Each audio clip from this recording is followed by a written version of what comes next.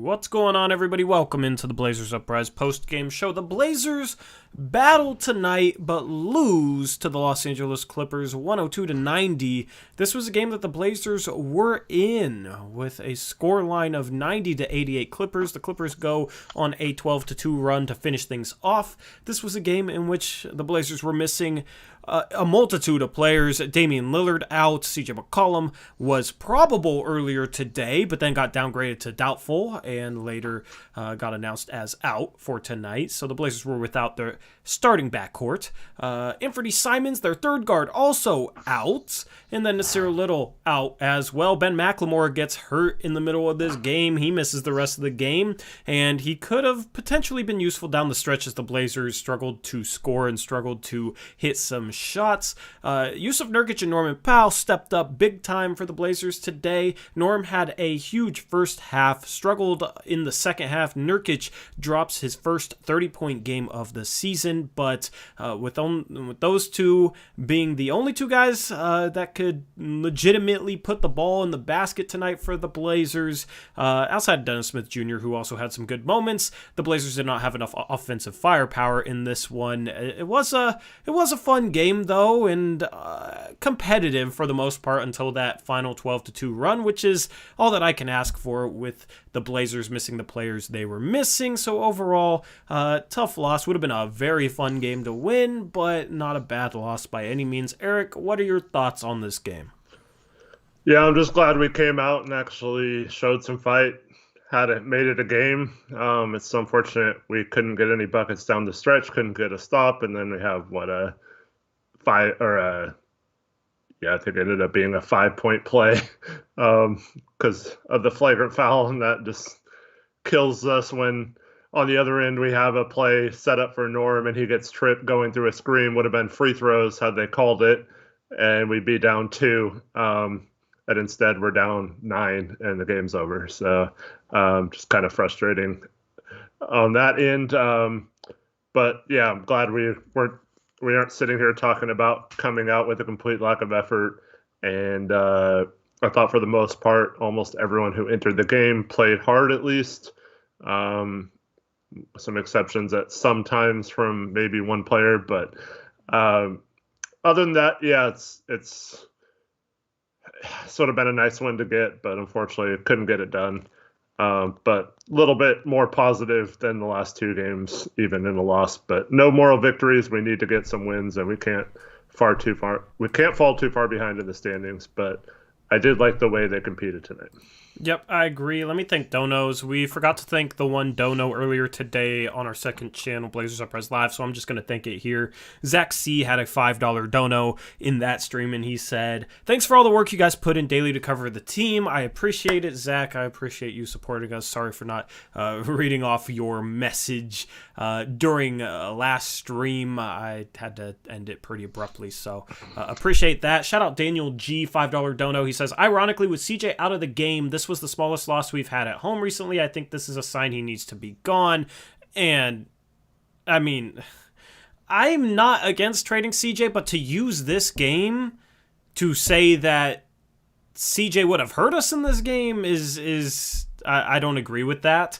We needed a guy that could score the ball in this game, only put 90 points up on the board. Defensively, it was better, but I mean, let's not use a one-game sample size and come away with any conclusions based on this game compared to last game or the game before. The Blazers played with better energy today collectively, and just because CJ's playing doesn't mean that they couldn't play with the same level of energy, but they haven't been. You know, it's been a collective problem. So that was better today, and I expected that to be better. After getting embarrassed at the end of last game, I expected the Blazers to come out a little mad tonight, to come out with some energy. So I think if CJ played, there's a chance that we win this game just because we simply struggled to score 90 points in this one. But I appreciate the $5 dono from Daniel G.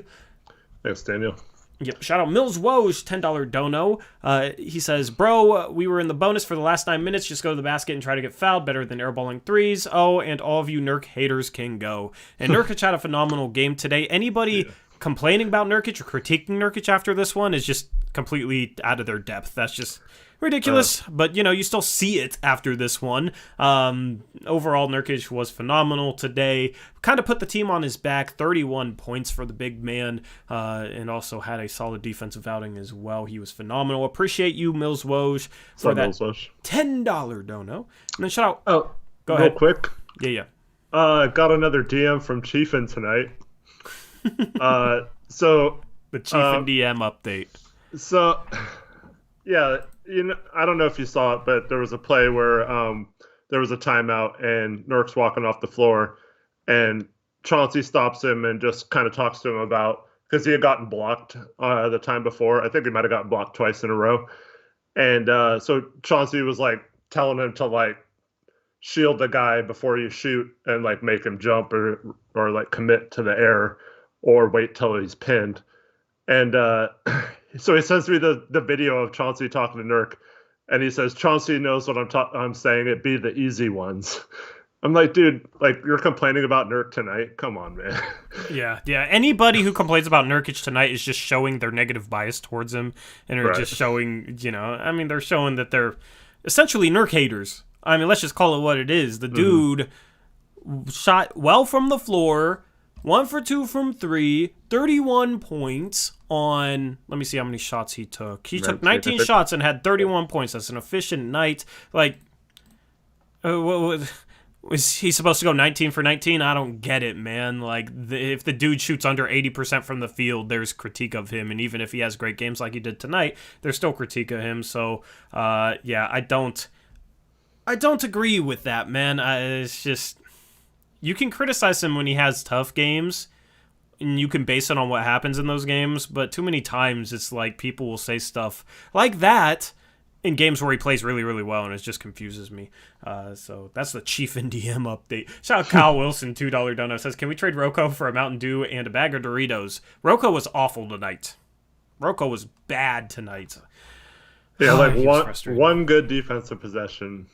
Took some bad shots. I don't know what happened to that guy. I hope that Daryl Morey still thinks he's who he was when he traded for Morey, or Morey traded for Rocco before. When Morey was with the Rockets, they brought Rocco over for that half of the season. Gave up Capella and a first to get him. Yeah, so I'm hoping Morey still thinks of Rocco in the same way, because Rocco has fallen off. My goodness, we'll talk about him when we get to his player card. Shout out Carlton Pagano, or I appreciate Kyle Wilson. That was the last dono. Thank you, Kyle. Shout out Carlton Pagano Jackson, $5 dono, says, we played with heart tonight, and kudos to Norman Nurkic, stepped up heavy. I'm not upset tonight, but a win would have been nice. And a win would have been a win. This stream would be extremely popping right now with a win, man. And we were right there. 2-point game, and we can't score down the stretch, can't get a stop. Sucks. Dude, we were there, man. I thought we could grab this one. That's tough. Like you mentioned, they had trouble scoring down the stretch, but overall, the Nork duo was really good tonight. The good old Nork duo. Welcome to the Nork show. Norman got 24 shots tonight, made 10 of them, so efficiency-wise, not the best night. A lot of that was the second half. He missed some looks, started off the game hot. Sorry, I thought I was told that when Paul George went 10 of 24 against us in one of the games, that meant he was a superstar and our defense could never do anything. So that's actually a really good game by Paul George standards, right? Yeah. But then tonight, when we don't play 3 guards, instead we start Snell with the 3. We go with only 2 guards. Paul George was 9 for 18. Interesting. Yeah, but some of those were... He was struggling until the fourth quarter. He made some ridiculously hard shots. Oh, absolutely, absolutely. Yeah, but I mean, we defended him well. We defended him well. Norm defended him well last game, with Norm playing small forward. And Norm, I thought, defended him pretty well in this game when he was matched up on him. Really well. Yeah. No complaints there. But yeah, Norm, 10 for 24, solid. Started off the game pretty hot. Missed shots in the second half, and that coincided with us only having a 41-point half in the second half. With as little offensive firepower as we had on the court, we needed Norm to step up and hit more of those shots in the second half. Unable to do so, but you live with that. He's aggressive tonight. Picked his spots pretty well, I thought. We did see Roca at the 3 for a few minutes in the fourth quarter. It didn't work very well, but... Yeah, I mean, Yeah, Rocco is even less of a 3 if he can't slide his feet, dude. The dude looks like Yeah. he's stuck in quicksand on defending on the perimeter. I don't know how it got so worse, because like he's not at the age where you'd expect that sharp of a drop off in foot speed. Doesn't make sense to me, Eric. Yeah, I agree. So, anyway, Don't know what's wrong with him. I swear he's playing I call it the rec league defense, where you let your guy go by him and then you wrap your arm around and try to punch the ball out from behind. He does that like every time. Like I know a couple times he just gets blown by, but I swear he just thinks he can get the ball from behind way too often, and it's killing us right now. Yep. So, what were your thoughts on the offense, the defense, just kind of the way the team played tonight? Obviously, far less talented than if they were healthy, but what do you think of kind of some of the things that they tried to do on the offensive end? What do you think of the execution and those sort of things tonight? I like playing through Nurk a lot. I don't like not having any design cuts, no back screens, no off-ball movement for the most part. It was just like give Nurk the ball in the post and let him work, which was working tonight. But like by the end of the game, it's getting tougher and tougher and tougher for him to like, post up and just score. I would have liked to seen more action, more design plays with him in the post to pass the ball. And he gets just as excited when he makes a good pass.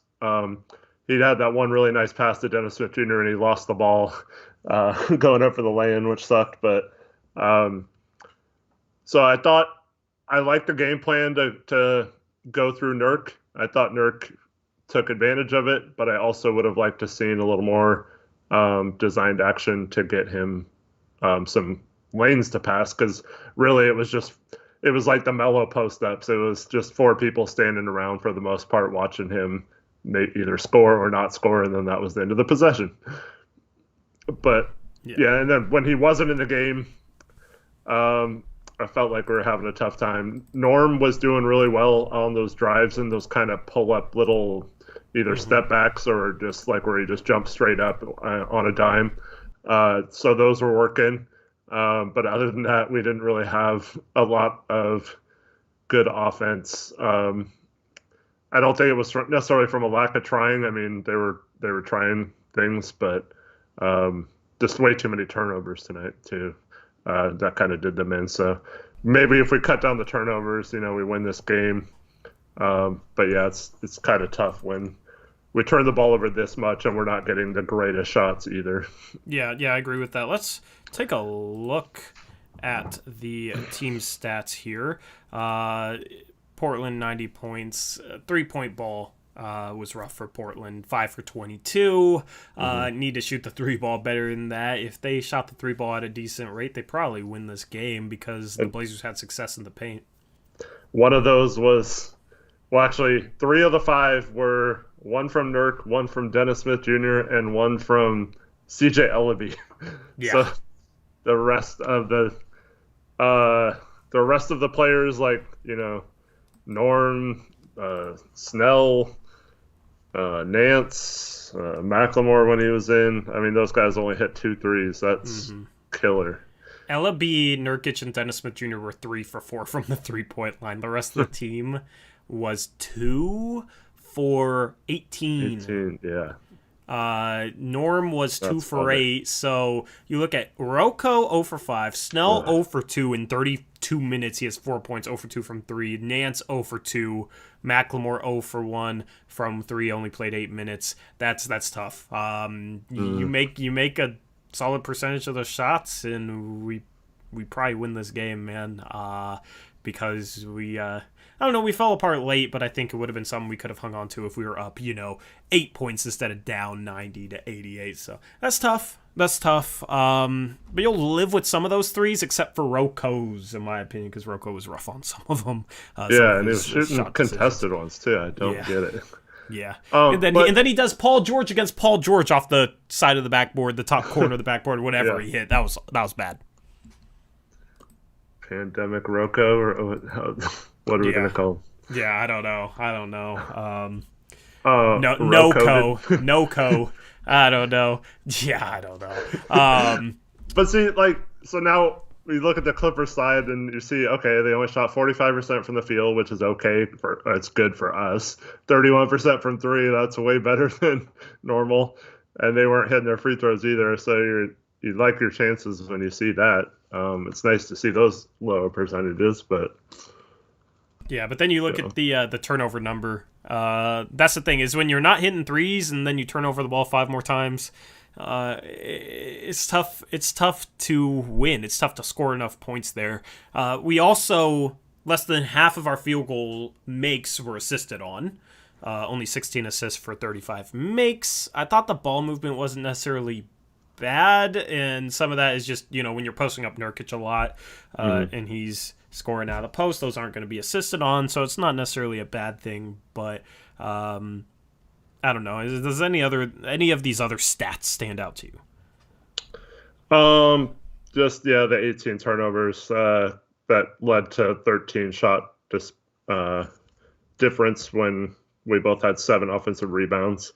I felt like their 7 were such killer. Like, we missed a lot of Zeller. I think he missed 2 or 3 tip-ins right at the rim, and they get like a Terrence Mann rebound in the fourth quarter with 4 of our players in the paint and only Terrence Mann in there for the Clippers. He rips it away from all 4 guys and then kicks it out for a Marcus Morris 3, and stuff like that just kills us. The turnovers leading to 13 more shots for them, I think, was probably the difference in the game. Yep. Biggest lead for the Clippers was their final score, 112 to... No, they had 102, so Krish messing up the point total. Jeez, man. But they win by 12. They won 102 to 90, our biggest lead for pretty competitive game throughout. It would be interesting to see how many times the lead changed hands, especially there in the first half. And for the record, we cut it to 88-86 with 4:57 left. And then Nurkic scored with 4 minutes left to make it a 90-88 game, down by 2. We got multiple possessions after that, down 2, made a couple stops. That's when Larry Nance missed that open corner 3, and then Rocco took that ill-advised 3, which didn't come close. And all of a sudden, we only scored 2 points the last 4+ minutes of the game. And that just can't happen. Yeah, what's funny is I said during this game, during the first quarter, I said there's probably going to be a 5-minute stretch where we cannot score and it's going to do us in. And it was the last. And it was the last 5 minutes. Yep. So I don't want to be right about that, but I figured, Clippers are a good defensive team, and when we're struggling for offensive firepower without Dame, CJ, Ant, and Nas, I figured there's going to be a stretch where we're just not able to score. And 4 points in the last 5 minutes is, definitely not good. So, wish I wasn't right about that one, but sadly I was. What'd you think of the defense overall today? I thought it was pretty good. I have 4 plays in Brant's breakdown which show just mistakes that were made. And the reason why it's not better than it is. And so I'm really excited to show those. We can get into those whenever you want. Yeah. Defensively, I thought we played... obviously we gave up, those 12 points at the end, which killed us. But other than Rocco just getting blown by Reggie Jackson and Paul George at that point where it was 90-88, and then all of a sudden we're down 6 instead of 2 or whatever. I thought most of the rest of the players played decently on defense. Yeah, let's just jump into Brant's breakdown. Let's just do it right now. We'll have a pretty efficient stream tonight because I know people probably want to talk about trades and stuff like that, so I'll make time for that. Let's just jump straight into Brant's breakdown. We got 4 plays today. Today, I am focused on just mistakes that lead to open shots and why it's not needing a point of attack defender. It's not needing a rim protector, a better rim protector. It's not anything that like physically is causing us to give up these open shots. I just want to show you how just one player screwing up messes up the whole thing. So on this first play, we have a double screen for Reggie Jackson. Norm is guarding Reggie. Let me ask you a question. Dennis Smith Jr. is behind Cody Zeller on this, right? Yeah. What is he doing? I don't... Why is he there? I think... My best guess would be he's waiting for Reggie Jackson to use both screens and we'll switch on to him when he comes off of Zubac. Right. That's the only reason, the only thing that makes sense there, right? So Norm would just switch on to Boston, who's setting this pick. Zeller would stay with Zubac, and Smith would just switch on to Reggie Jackson when he comes across the second pick. Mm-hmm. Makes sense, right? Yeah. So we go to the next slide. Zubac is going to roll. Zeller stays. Smith goes with Zubac. And Norm stays with Jackson. So we have it set up to play it pretty well, but then for some reason we do the complete wrong thing. And if Norm just switches on to Boston here and Jackson or Dennis Smith goes to Jackson, Zeller stays with Zubac, we have it played perfectly, right? Yeah. But instead, we're all mixed up now. Zeller and Norm go to trap Reggie Jackson for some reason. Then we have Dennis Smith mismatched on Zubac. And then if you go to the next slide... Well, let me just say this. In this situation... Yeah, I lost my train of thought. I mean... Well, go ahead. I think worst case here, you just got to switch, and you can't both go with Reggie Jackson on this. So just switch it and let Zeller take his chances with Reggie Jackson. He's probably going to break him down or whatever, but it's better than what happens in this play. Yeah, I don't like hard showing on this sort of setup.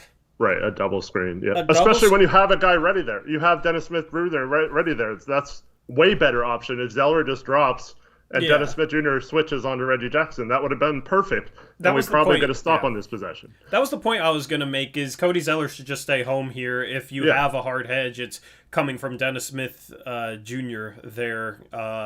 But, I mean, you just switch this. That's normally how you deal with it. When it doesn't matter if the guard screener is the first or second guard. Normally the guard in this double screen sort of setup will be the one to switch out onto the ball. So Cody Zeller doesn't even have to do anything if that's the case. He just has to stay home with Zubac. You just switch the screen. Norm and Dennis Smith Jr. are similar defenders, so it's not like you're ending up in a mismatch.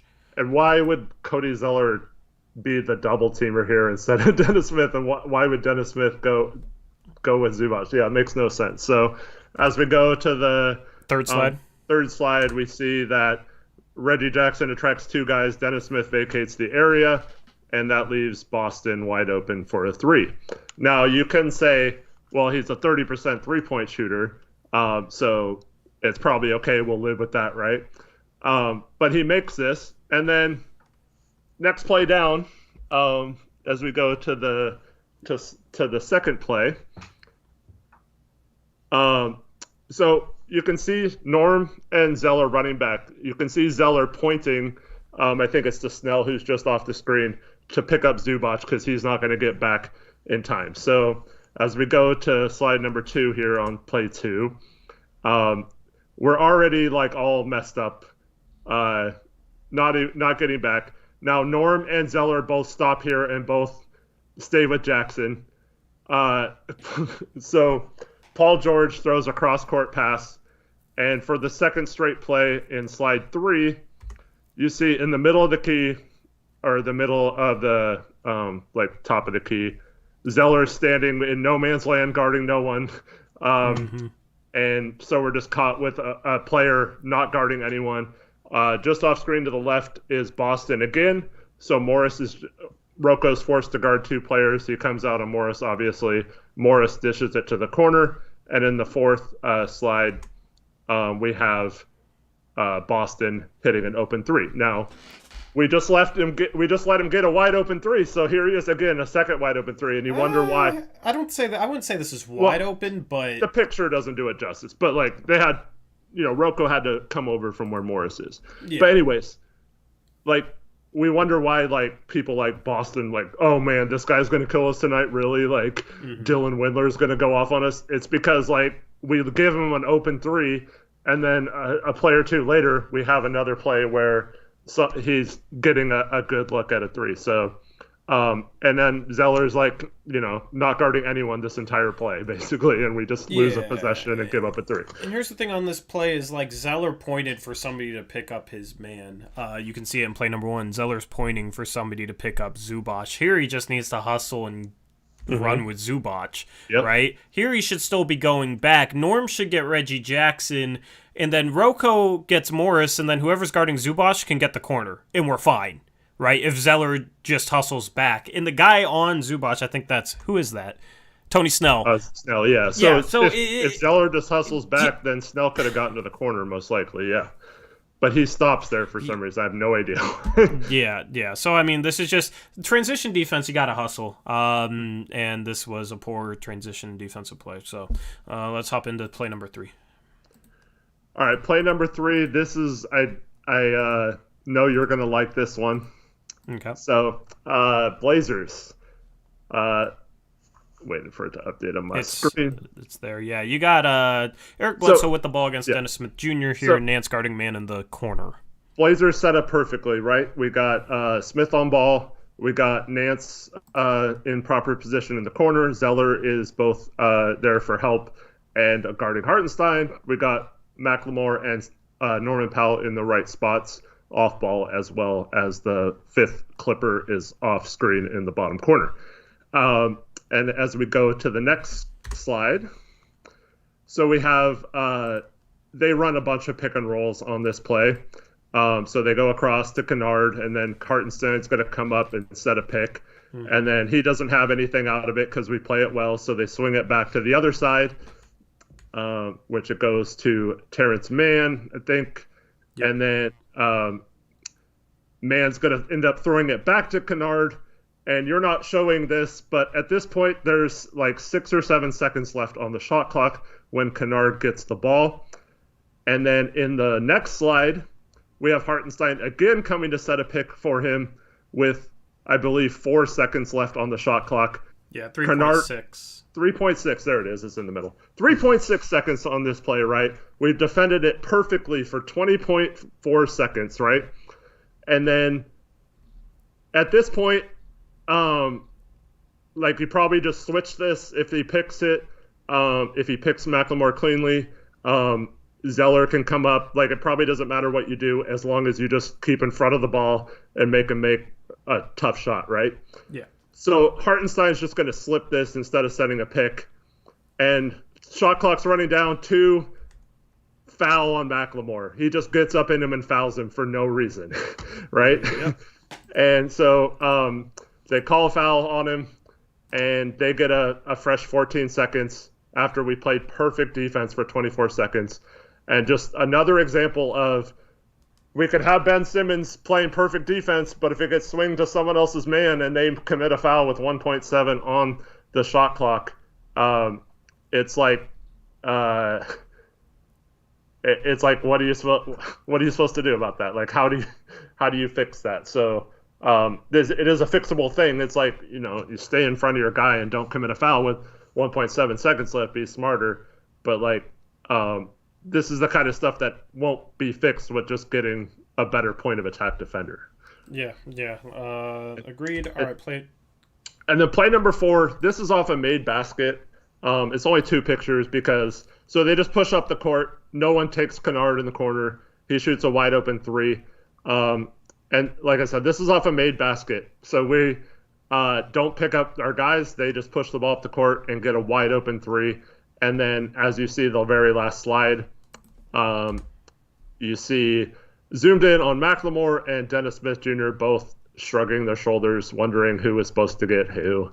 And just miscommunication between those two leads to an open 3.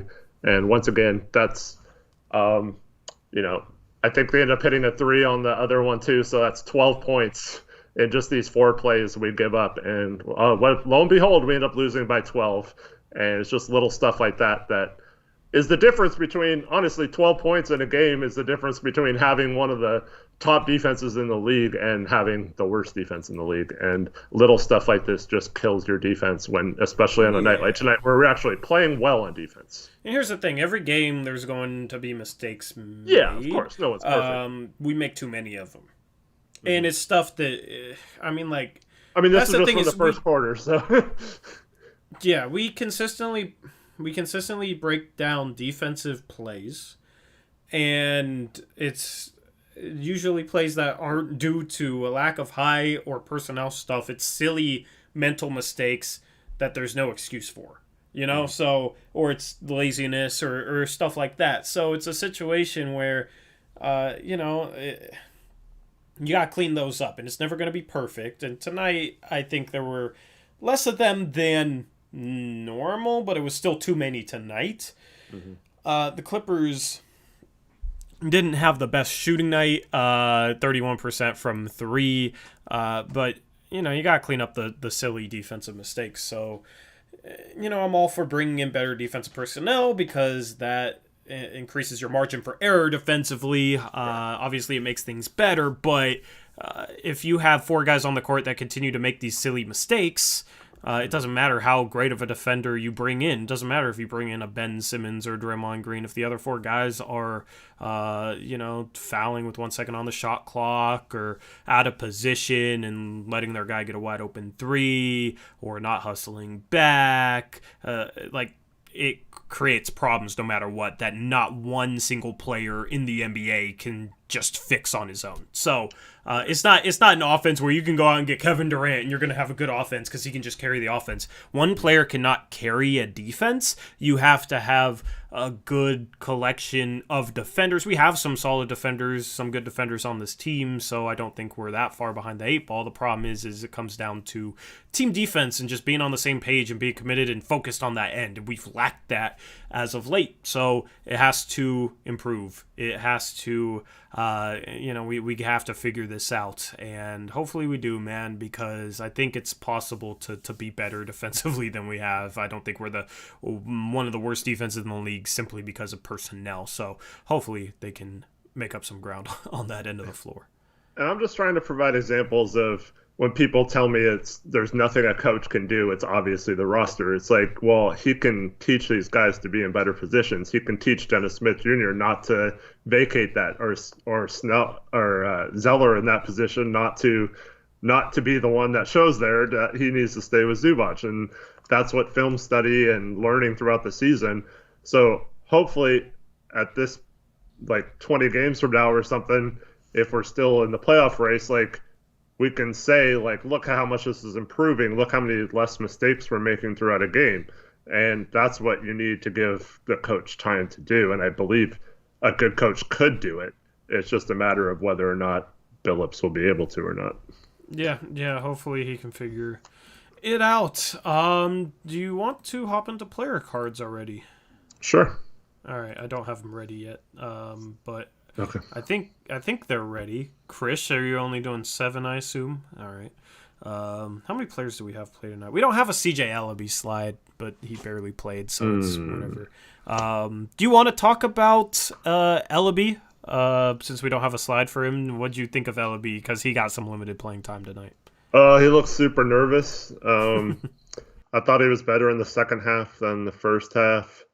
I had at least 1 turnover, I think. Offensive foul. Just a little out of control. But you could tell he was maybe not, I don't know, prepared's the right word, but he was probably not in the best mindset to play. I felt like he was a little overwhelmed at times, but then he comes in and hits a big 3 in the second half, which I thought was cool. But other than that, just kind of okay. Yep.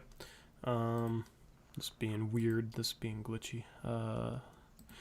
You want to read off Dro's dono? Yeah, Dro with the $5 dono. What's up, Dro? Says, my AAU coach would keep me in the game due to my effort. As he would say, defense only requires effort. The Blazers need more effort. I want Siakam. I mean, I I think everybody wants Siakam. Some people want Simmons more, but I think, if we can't get Simmons, and Siakam is obviously a great guy. And I would rather have Siakam than Simmons anyway, so that's kind of the top two targets right now for sure. Well, I think like a couple of those plays I mentioned, if guys just hustle back on defense instead of lollygag up the court, we probably get a stop on some of those possessions and maybe win this game. So I agree that it's you're not really like effort doesn't make you a good defender, but it can make up for you not being a good defender if you try a little harder. Yeah, for sure. So let's hop into the player cards. Yusuf Nurkic, 31 points, 5 boards, 1 assist, 1 block, 30 minutes, 12 for 19 from the field. Nurkic had a great game tonight. He's finishing well out of the post. He's finishing well off the pick and roll. He's taking the ball strong. He's getting to the free throw line. Would like to see him make at least 7 out of 10. 6 out of 10 is kind of rough, but overall, solid game for him. If he didn't end up in foul trouble, probably could have played 36, 37 minutes and might have pushed a 40-point game even. So this was a phenomenal outing for Yusuf Nurkic. Carried us offensively. What were your thoughts on him? Yeah, Nurk brought it tonight. Couple of his shots he kind of rushed and he got lucky they went in. But I want to see that assist number go up. I want to see him have some players to pass to, because other than dribble handoffs once again tonight, I felt like he'd really had nowhere to go with the ball. It was either score or not. I felt like he did a good job of scoring. But other than that, I just feel like, especially without CJ and Dame, we just need to run some sort of action where players are getting back screened and going towards the basket. Yeah, I agree. I think they started to cut more in the second half off Nurkic's post-ups, I thought. Yeah. There was a couple possessions where I saw a cutter that maybe Nurkic could have hit, but we can definitely get better at that. Let's move on and talk about Norman Powell, 29 points, 5 boards, 1 assist as well. 10 for 24 from the field, 2 for 8 from 3. Got to the line 8 times, made 7 of his free throws. Pretty solid. 3 turnovers, though. 1 assist, 3 turnovers. You don't like that? That's the thing is for as much hate as CJ gets in terms of his lack of passing, right? Games like this are rare for CJ as the starting 2. CJ's normally 6, 7 assists without Dame. With Dame 4 or 5 assists normally. So that's the thing is it's funny how CJ gets a ton of hate for not passing. People say, "Oh, CJ never passes," but Norman's the starting 2 guard tonight. We want more Norm. Yeah, and I mean part of it is some guys off of him not making threes and whatnot, but right. 1 assist in 44 minutes. You would hope for better than that from Norm. But obviously offensively kind of carried this team for a bit in the first half and had a lot of the defense geared towards him, so I don't mind the 10 for 24 shooting or the 2 for 8 from 3. I didn't think he forced any bad shots necessarily. It's just funny because I feel like if CJ McCollum played the exact same way as Norm did tonight, he would be getting a lot of hate for this 1 assist and 3 turnover stat line in 44 minutes. Yeah, well, I mean, Nurk, the last slide was also 1 assist and 3 turnovers. So, those 2 guys, I mean, they carried us points-wise. But, yeah, it would have been nice to see them show off a little bit more of the passing skills. Portland says, plus he attacks the hoop and not contested step-backs. Norm shot multiple contested step-back mid-range shots today. And step-back threes. I don't know. It's just funny because I feel like if he had a McCollum on his jersey, the tone is different about him after this game. Might be wrong, but obviously he doesn't pound the ball as much and dribble as much and ISO as much as CJ, so that's definitely better, but I was hoping he would have a bit more of a facilitatory role today. I don't think he had a bad game. I thought he was very solid defensively and then carried the offense for stretches there. I just was hoping for a little bit more of a facilitatory game from Norm. Good dono by Scott Bossy, Canadian $7 dono. Says Norm was balling, played the whole third and fourth, though. Probably needed a 5-minute breather. Also, probably the first time he has ever got doubled intentional. They were throwing some double teams at him in the second half. But that is a good point that Norm played the whole second half. So it might have been a fatigue thing where he wasn't used to playing 24 straight minutes in a game, 44 minutes overall. And I think he kind of wore down a little bit towards the end of the game. Yeah. And unfortunately, that one play, I mean, to me, it looked like Paul George tripped him, but we had a play designed out of a timeout down 4, and he gets tripped. That was a killer, man. They pass, I think it was Dennis Smith passes the ball to him, anticipating him to come off the screen open, and he's fallen on the ground, and the ball goes out of bounds. So, yeah. Yeah. Unfortunately, that was tough, yeah. Agreed. Let's move on and look at Dennis Smith Jr. He almost had a triple-double, man. 39 minutes he played tonight. 13 points, 7 assists, 6 boards. Hit his only 3, which was a tough 3, and was 5 for 10 inside the arc as well. Had a couple crafty change of pace drives and finishes. 7 turnovers, though. He was the catalyst behind our turnover issues. He was our main playmaker today, so you understand him maybe being the guy who turns the ball over the most, but from your point guard, you don't want to see 7 turnovers. So overall, solid game for him, but that turnover number definitely is not good. Yeah, see, this is where I always give Dame and CJ credit. Their turnover percentage is usually very, very good. And even if they're ball hogging, at least they're getting shots on the rim. So it's not necessarily a wasted possession like a turnover is. This is kind of a lesson for Dennis Smith, I guess, is like when you're the main point guard, the starting point guard, you can't have 7 turnovers in addition to not being able to space the floor. Because they were just sagging off him a lot at the 3-point line. So, you've got to cut down on the 7 turnovers. I mean, if you just erase that, he had a really good game, I thought. Especially defensively, I thought he played really well. He guarded Paul George a lot, too, and stayed in front of him for the most part. So I thought he was good on the defensive end. I thought his playmaking at times was good. That one... in the second half where he finishes with his left over, I think it was Hartenstein. He had to throw it like high off the glass. Yeah. So great shot. In the future, though, when that happens, how often do we see this against the Blazers, right? Where the big comes over and their guard just lobs it up to their big man. And I felt like tonight that would have been a good way to both get some easy baskets and to score when we weren't doing much, is using those Dennis Smith Jr. drives, maybe just lob it up towards the rim whenever he gets the big to commit. Because some of those finishes are really tough. I don't know if he can do that consistently enough. So I think that's just the next evolution I'd like to see, is maybe one of our guards, whether that be Dennis Smith or Norm or CJ or Dame, just use that attention they attract with their drives to just throw it up to our big men for easy baskets. Yeah, we don't look for enough lobs. I agree with that.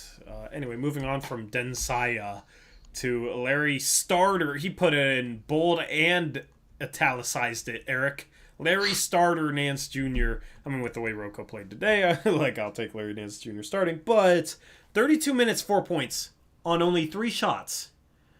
In a game where we didn't have much offensive firepower, only 3 shots in 32 minutes for Larry Nance Jr. What are your thoughts on that?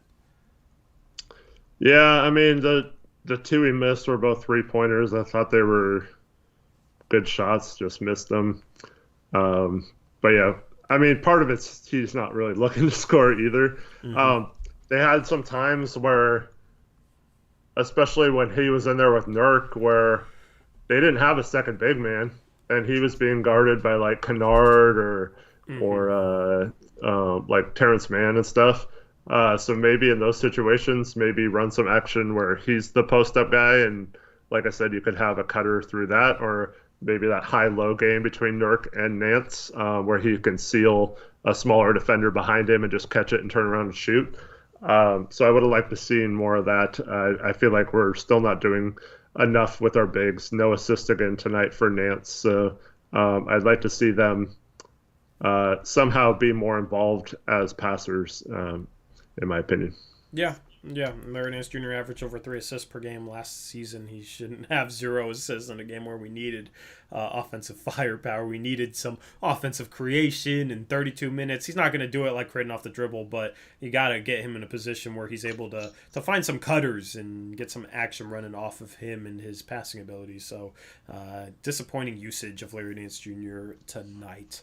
For me, let's move on to Beef Snellington, a.k.a. Tony Snell. 4 points, 4 rebounds, 3 assists.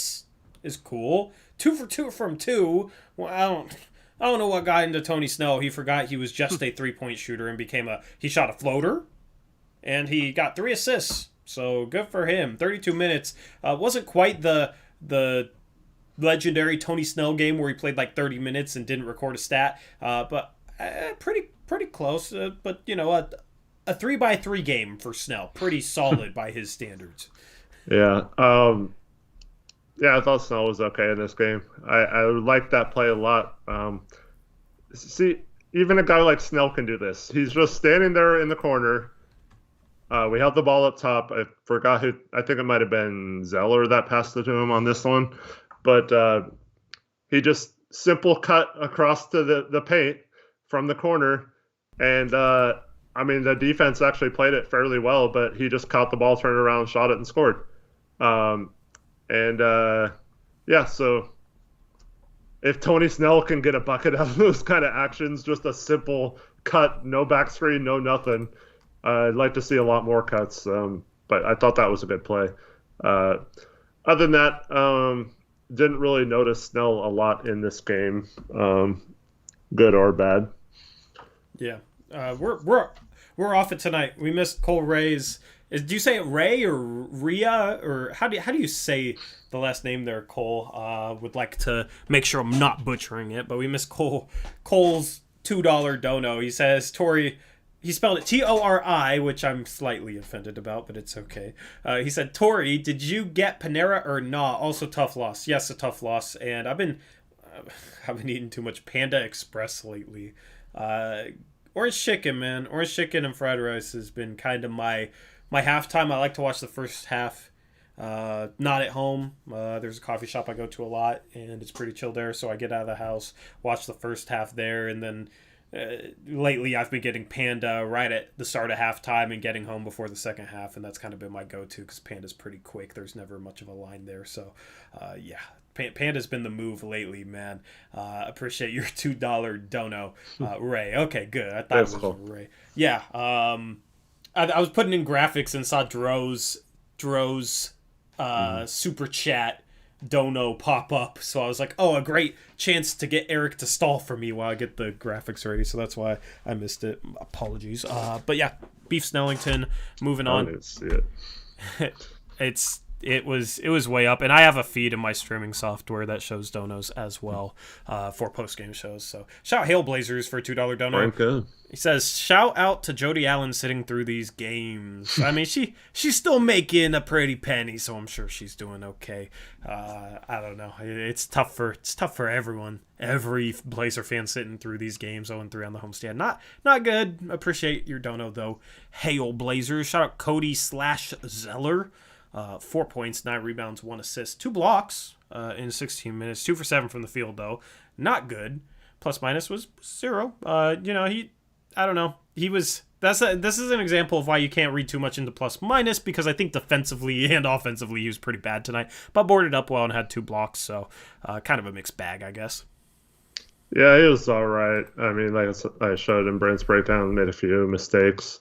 I don't know if long term we can live with too many of those from our backup center, but yeah, I thought it was okay. He's got to take his time sometimes. Like one of his 2 shots he made was just, it was even worse luck, or like worse than Nurkic's lucky bounces. It was he just like literally threw the ball to him. And credit to him for sticking with it, I guess, and tipping it in. But that was super lucky.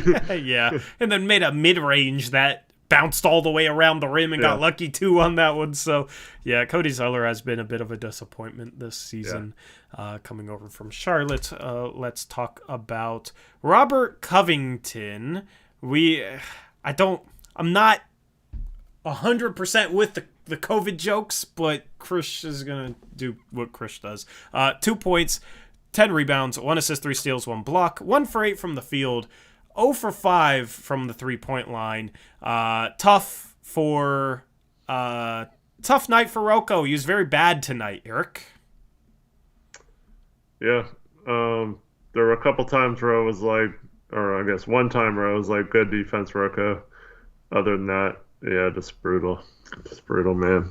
Mm-hmm. I don't even know. Like, he's not doing anything to warrant playing 30 minutes, even when we're this injured. It's just really tough. Yeah. He's just taking bad shots too. That's part of it. And then on ball, he was underrated last year by Blazer fans. I thought he was solid on the ball. This year, he's horrible on ball. He gets blown by like he's not even there, dude. He's like too upright. He's not in enough of a stance. And then some of the threes he's been shooting is rough. And Krish, hopefully you're listening. Let's retire let's not do the COVID jokes, man. It's just I'm not. We told you that before. yeah. It was in regards to Nurkic, because Nurkic was like it was like a playoff Nurk fever. But yeah, let's just stop in general. No, that's not any better, Zach. I just have some respect to people right now. So let's just retire anything sickness related. Yeah, because it's not. I don't know. I don't know if it's good ever, but it's definitely too early if it will ever be like acceptable, you know. Steven Castro says, when did he start playing without his mask? Tonight he started. No, he started playing like a couple games ago, I thought. I heard Travis DeMarcus. Last one, I thought. He's been off and on with the mask. But I believe the last, forgot what the stat was, last 30 shots, 3-point shots, he's shooting 20% or something like that. Just... It's rough. Not good enough, yeah. Yeah, he's not playing like a starter, and that's tough. We needed him to be a starter tonight when we were down 2 starters, and he was not a starter tonight. It's unfortunate. I don't know why. I don't know what happened, but yeah, it's been rough. Anyway, those are the player cards. I don't know. We're going through this pretty fast here. What would we do next? I don't even know what we do next. Do you guys want to talk? Oh, Chauncey interview? Sure, we'll do a Chauncey interview. I don't know. Normally it's up like an hour after, and I don't think we've even hit an hour yet. That's how quickly we've been going. We're at 55 minutes, but it is up. 12 minutes ago it was uploaded. We'll listen to Chauncey. Then we'll talk some trade stuff, and then we'll go around the NBA, and that will be tonight's stream. So let me get it up here on the screen. There we go. Let me switch to my no ads account. Unless you guys want an ad for Gucci Bloom Propuno di Piori. It is. These dudes played hard, man. Played really, really hard. And that's what it's all about. You know, you play hard and see what happens. I think I say this all the time, but I think every team that plays hard, no matter what, you give yourselves a chance, you know. And we did that tonight. I mean, as shorthanded as we were, we had opportunities to win that game. And that's all you ever want. Let's go to the Zoom. We'll take one from Aaron Petrus, the Oregonian. Coach, did you expect that type of effort tonight, or are you surprised by it given the last couple of games? No, I did expect that type of effort tonight after the, tough couple of days that we had, and the conversations that we kind of had. I expected our guys to come out and really, really fight and compete really hard. So, yeah, I did. I expected that out of us tonight. I was happy for Nurk. He had a huge night. I mean, he was there was no answer for him. There was nothing that he can do. I found myself just trying to give him plays off, and not run every single play for him just to wear him out and get him tired. So he was really good. I mean, obviously Norm was really good. If we had gotten a couple of those shots to fall down the stretch, I mean, it could have been a different story.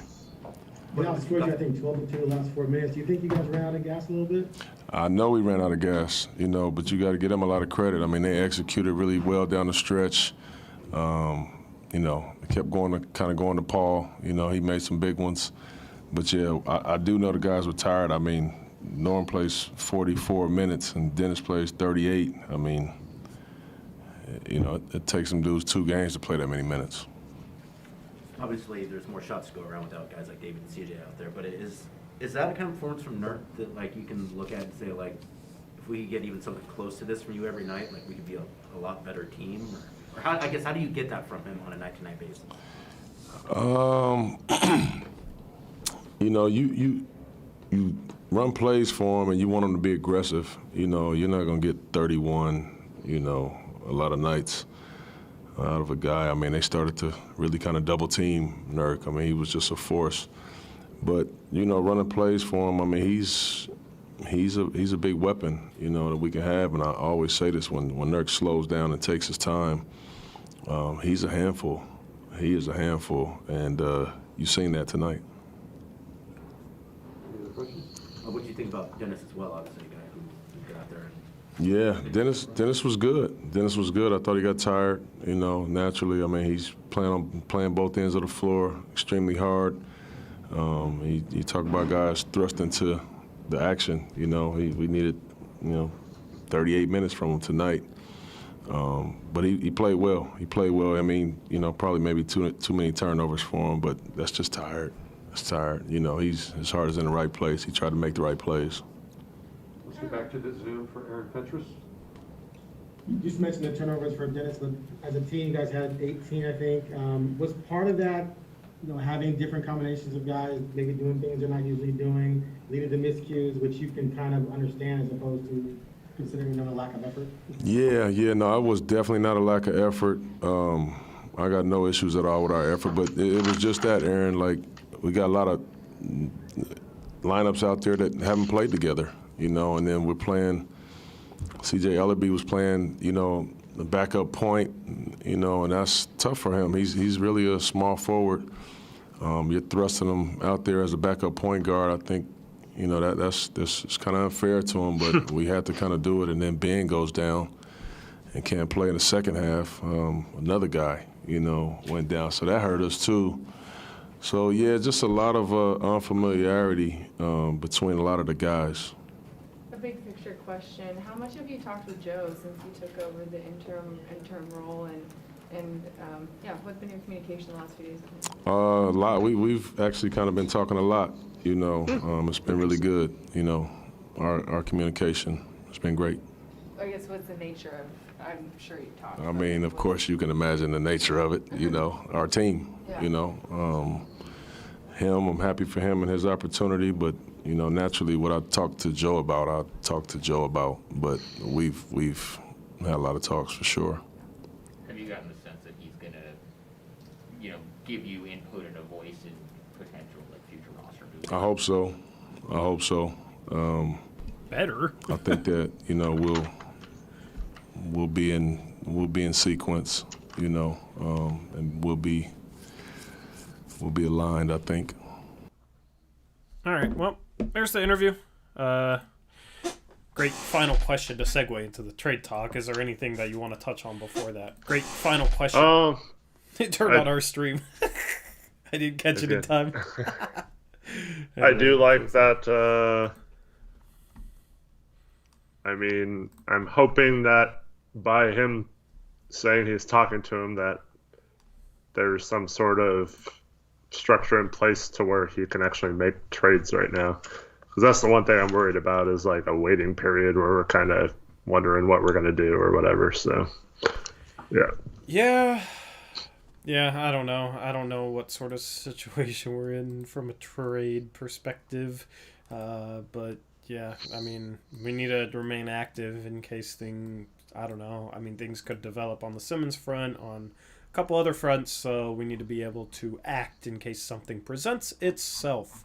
Alrighty, so we're just segueing straight into trade talk. We talked about Ben Simmons on Blazers Uprise Live, which is our second channel. If you want to re-listen to that, you can find our second channel. Link is in the description. we're going to have a lot of our trade talk over on the second channel, so make sure you subscribe. Somebody asked why we have a second channel. It has to do with YouTube algorithms and stuff, and I also like kind of having a smaller space. I mean, I still promote it and whatnot, but a smaller space for the weekday stuff, and that was kind of the idea. It makes more sense in the off-season to just have videos on the main channel and streams on the second channel in terms of YouTube's algorithm, so that's kind of the whole thought process behind that. But yeah, so second channel, link in the top of the description. Quick summary is me and Eric are more open to Ben Simmons at this point, and with how CJ has played lately and how Rocco has played all season long, I'm okay with shipping both those guys out. I kind of cringe at the idea of including Anthony Simons or Nasir Little in such a package. We talked potential trade packages with Philadelphia. I don't know where you want to start this, if you want to go over any of those or kind of where we should start off with this trade talk. Yeah, my feelings are, unless somehow we got the protections worked out to where they're both still kind of protected somewhat, I don't want to give up any unprotected picks. So that means no changing the Chicago pick we owe to an unprotected, and no changing the protections of that, so we can offer unprotected picks like 4 or 5 years from now to Philadelphia, because I think that's a bad idea given our current uncertainty. I don't think Dame's leaving, but I don't think it's a good idea with that uncertainty right now to give up future unprotected picks. Mm-hmm. And I don't like the idea. Now we're 11 and 14. Who knows when that trade is going to happen, if it did happen. So who knows what our record is? We're playing the Warriors next, and there's a possibility don't we play the Warriors next? We do, don't we? Why did I think this was only a third game of a homestand? We were 1-3 on the homestand. I said 0-3 earlier. We did beat Detroit, so yeah. Anyway, go on. Yeah, so we play Golden State on Wednesday, and then we have 3 days off. So if there was a trade going to happen, I guess now would be a good time where we only have one game in the next 6 days. So, but I don't like the idea of giving up an unprotected first, and then if there's an injury or it doesn't turn out to be a good trade or anything like that, and then we're stuck possibly giving up a high lottery pick that could have been much more valuable in a different trade, or for just drafting someone like this year. Look at all those guys that could have made a huge difference on this team. So I don't like the idea of giving up picks, Nas or Simon. I'm fine with CJ and Rocco. I would do that. I would also accept Danny Green back, or any number of other guys that they have, because they would have to include some sort of small salary to make taking on Rocco work for them.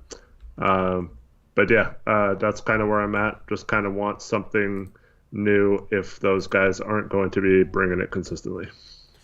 Yep, agreed with that. I mean, the hope is Simmons or Siakam, and if Toronto really wants Simmons, then maybe you trade CJ and Rocco to Philly. Simmons goes to Toronto, Siakam comes to Portland, something like that.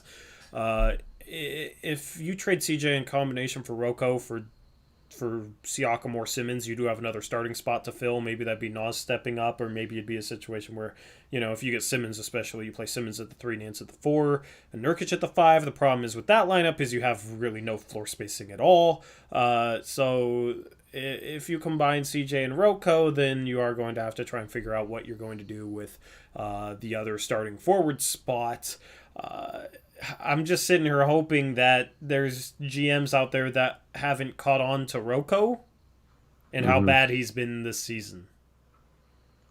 Because he, value across the league was still decent, I think, this past offseason, but if GMs are truly paying attention to what Rocco's doing, then that value is going to be far less right now, in my opinion, especially with him being a free agent this next offseason. Defensive analytics, if you got a GM like, I don't know, a Daryl Morey that loves his defensive analytics, they paint Rocco in a he's still a positive defender. He's still a positive. So hopefully it's a situation where there's GMs out there that are still willing to give something up for Rocco. That's kind of my hope. Yeah. Well,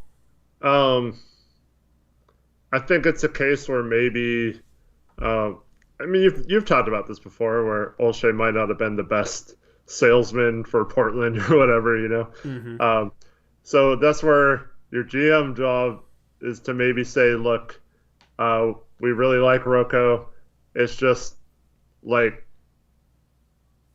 he's not really fitting in with how bad the rest of our defense has been. So I don't think it's a Rocco problem. I think it's just that he's had to compensate for so many of our other flaws that it's just been really tough on him this year.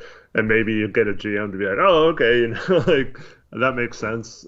Because like you mentioned earlier, it doesn't really make sense that he would just fall off at 30 years old. So, yeah, I think he still has trade value. I'd be surprised if he had like zero trade value. I think it might actually even be decent value.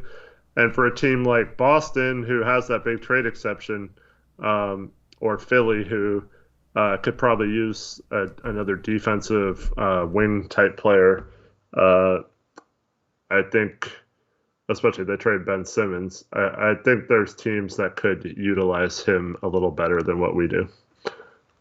Yep. Nick Favor asked, when can teams trade? They can trade right now. There are certain players that can't be traded until December 15th. Those are free agents that signed in the past offseason. Yeah, with the exception of some players using bird rights, those players can't be traded till January 15th. But Danny Green... I thought you said Danny Green could be traded on December 15th, but didn't they use bird rights on him? No, because his contract is less than it was last year. He was making like $14 million last year, and he's under contract for 10 this year. So in the case of Norman Powell, he's not available to be traded till January 15th because he was only making like 11 or 12 million last year, and we signed him for more than the 125% or whatever. So we used bird rights. I thought early bird rights you could sign for 175%. Yeah, I don't know how it works exactly in terms of what day or not, but I just know if it's more than a certain percentage, it's the January 15th instead of December 15th. And you can look it up, like each player specifically, but it's hard to know which ones are and which ones aren't. But if you sign a free agent with another team, it's definitely December 15th. Yeah, yep. And then there are a couple players that can't be traded all season because they signed extensions right before the season started, and there's a 6-month restriction on trading them after they sign said extension. The two most notable players, I'm not sure if there's anybody else other than these two guys, but the two notable players that fall under that are Malcolm Brogdon and Marcus Smart. So that's why Marcus Smart can't be traded here, as Dro asks in chat. And the reason for that is there's a 6-month no trade period after signing an extension. And yeah, they signed late enough in the offseason, so yeah. Sorry. It's all that part of it. It's all good. But also, in addition to that, anyone who signed a rookie extension, so I'm blanking on who that would be. Oh, like Luka or something like that. So they're tradable, but they're kind of not either because some of those guys make such little amount but signed like a huge extension. So their salary counts differently, like going out than it does going in. So you can probably maybe try to make it work with a team like OKC, who's way under the cap, and maybe somehow make it work. But it would be very difficult for any player that signed a rookie extension for the most part last summer either. Yep. So that's kind of some of the rules that'll govern whatever is possible for Portland. As we sit, I mean, SGA, I don't think is getting traded at all. There's been some rumors, but can he really not be traded until next year? Well, he signed the rookie extension, so he's one of those guys I was talking about making like $4 million this year, but he's going to make over 30 next year. So he's on that poison pill Yeah, he's on a contract. poison pill. OKC might be able, like, since they're so far under the cap, might be able to just absorb contracts anyway. So maybe, but But there's yeah, no extension. No. There's no trade restriction. Based on his not on extension. rookie extensions. No. Okay, so it's on veteran extensions. All right. So SGA can technically get traded. I don't think he's getting traded at all. I've seen some rumor about Philadelphia might be open to trading for him, which is funny because of course they would. They would trade Simmons for him right now if they could. Or Morey is just absolutely crazy. So it's a situation like I don't think SGA is getting traded. He would be interesting as a Portland trade target, but it's not going to happen. Yeah, there was some rumors that they were trying to move up to number 1 and offered SGA. I don't know if that's true or not, but we're also talking about the number 1 pick. It's not it's not like CJ McCollum or anything like that. So even if they were to trade SGA, I don't think we're the right trade partner for him. Yep. So other than Siakam and Ben Simmons, are there any names that catch your eye? That are like maybe possible. So not like Jeremy Grant isn't possible. He wants to stay in Detroit. Honestly, there's not many. Yeah, it's tough. It's tough. And maybe something happens. Maybe something develops where a name becomes available that we didn't think otherwise. I mean, we've seen like the Kristaps to Dallas trade came out of nowhere. Nobody expected him to be available. So maybe you're able to figure something out. Not for Kristaps, but for another player that we don't think is going to be available but might become available. It's kind of hard to project that, though. There's no teams that are really gearing up for free agency, I feel like, this upcoming offseason. So that's what New York did, is they were trying to clear cap space for free agency, which backfired. But that's why they did the Kristaps trade. So, Yeah, the tough part is, I mean, there's teams that I think could use CJ, but not a lot of those teams have something that makes sense for us really, or that they would trade to get CJ, like say a Boston or a New York or some team like that.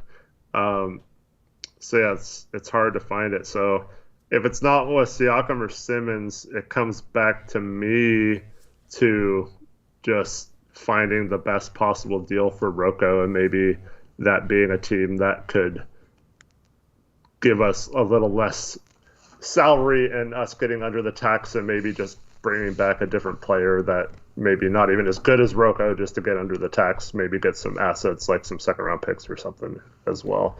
So that's what it goes. If it's not one of those other two, it's hard for me to find a good trade unless it's like one of those kind of trades where it's just Rocco for the sake of trading him, basically. Yep. AZ Nightmare says Sabonis is rumored to be on the trade block. He's not a good fit for us. Agree. Don't want him. Agree. But he can be an interesting piece in 3-team trades.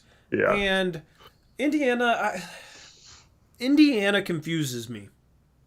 Indiana has confused me for a while.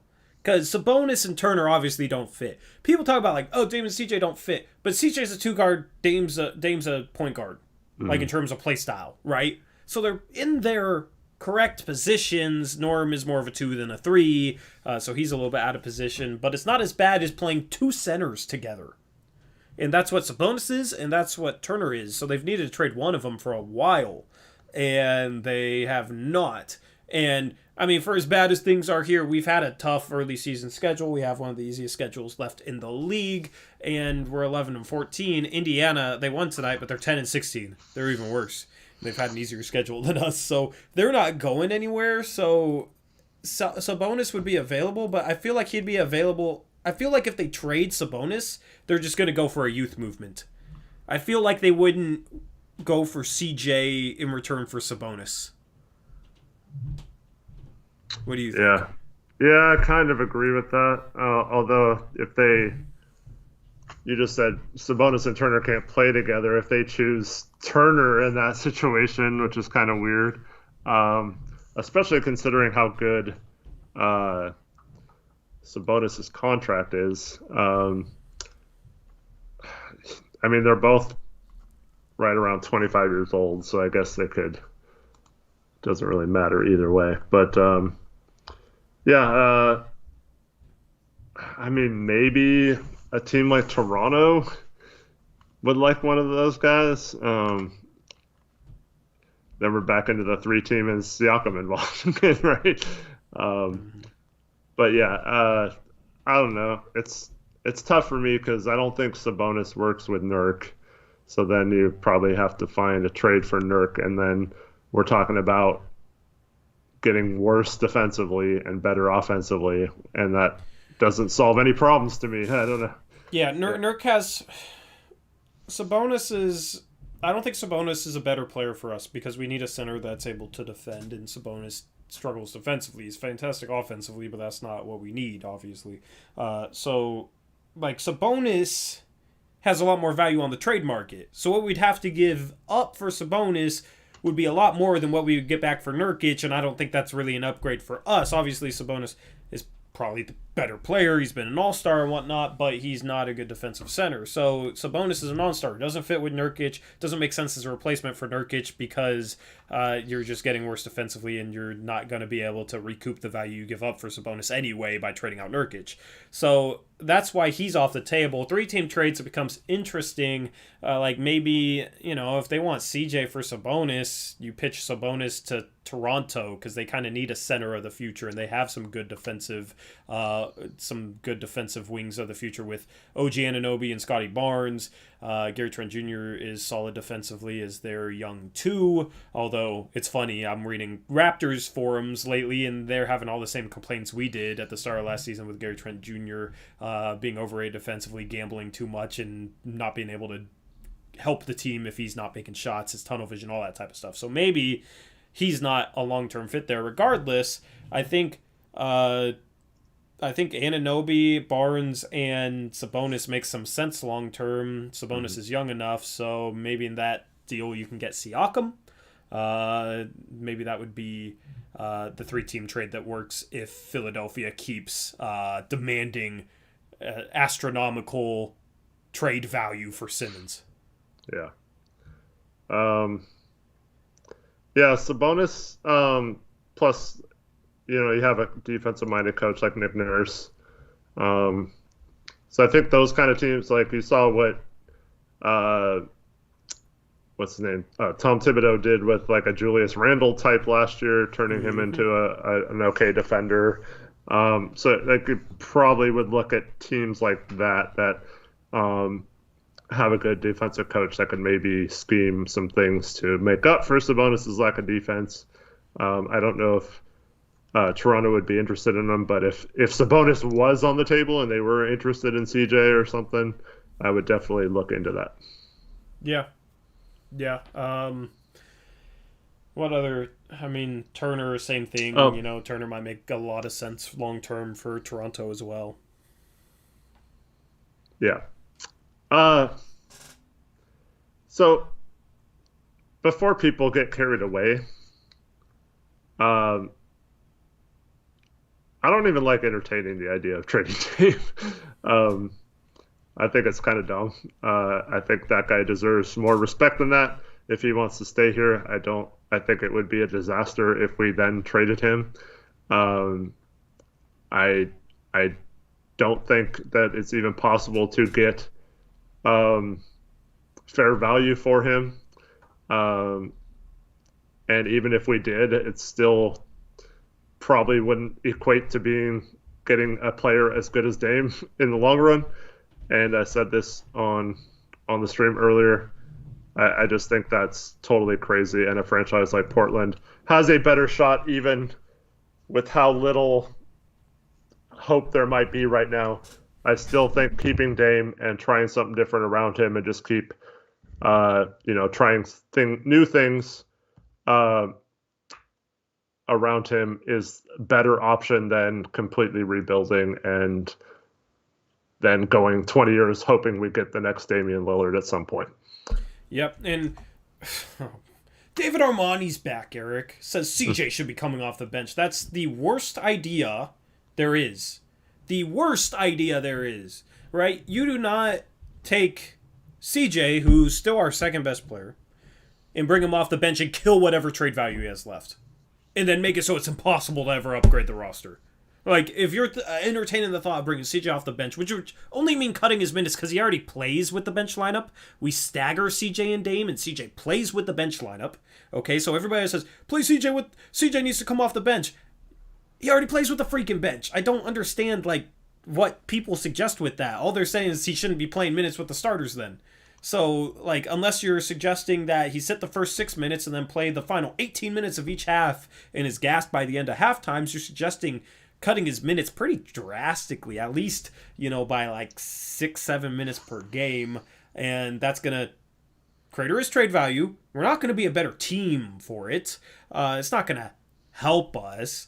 Because that's the thing, if Dame isn't going, then we're going to have the same problem that we did tonight, where we struggled to score 90, and we don't have, like, we only have one player in the starting lineup that can create shots for himself or others, because Norm doesn't create for others. Like, Nurkic isn't really a creator like that. He can pass and he can score out of the post, but he's not really a creator. I mean, then what? You start Nas at the 3 or Snell at the 3? I mean, it's the worst. Like, if CJ is a problem, you trade him, right? And I'm not saying he's not a problem. If CJ's a problem, you trade him. If CJ's not a problem, you keep starting him. Bringing him off the bench when he's already playing with the bench lineup makes absolutely zero sense. The argument makes no sense, and it's tiring. Like, that's one of that. There's a few arguments that I see that I cringe at, and that's one of them. Yeah, I agree. So, anyway, just wanted to respond to that. If Norm was better than CJ, then sure, but no. Doesn't make sense. Yeah, and for people who try to come in here and tell us we're wrong about stuff like that, like David Armani did tonight. Yeah, just the self-righteous stuff, yeah. I mean, dude, like, I have started this segment, I don't know if you missed it earlier, where I've clearly shown problems that exist on this team that are not height related. And there's still very few times this year that it has been height related, or 3 guards, or Dame and CJ necessarily. So, like, you also have to acknowledge that too if you're going to come out and say, like, oh, you're right or whatever, because it's like, I don't know. Someone can,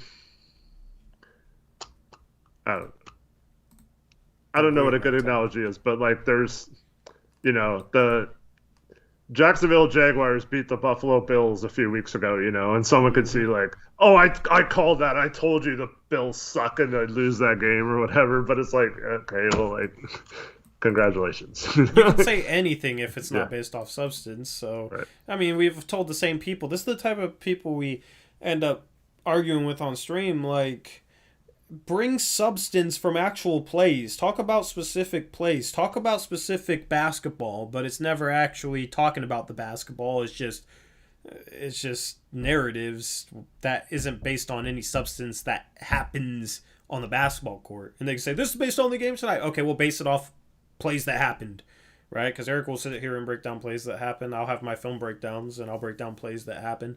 But, it's for the people that love the height narrative, it's just they just say that without actually bringing examples to the table. And then maybe they'll bring one example like, oh, look, Paul George scored on Norm in the post, but, like, Paul George will be 10 for 24 against Norm for the game, which is like 40%, and you'll live with that. You know what I mean? Like, that's a good defensive night from Norm.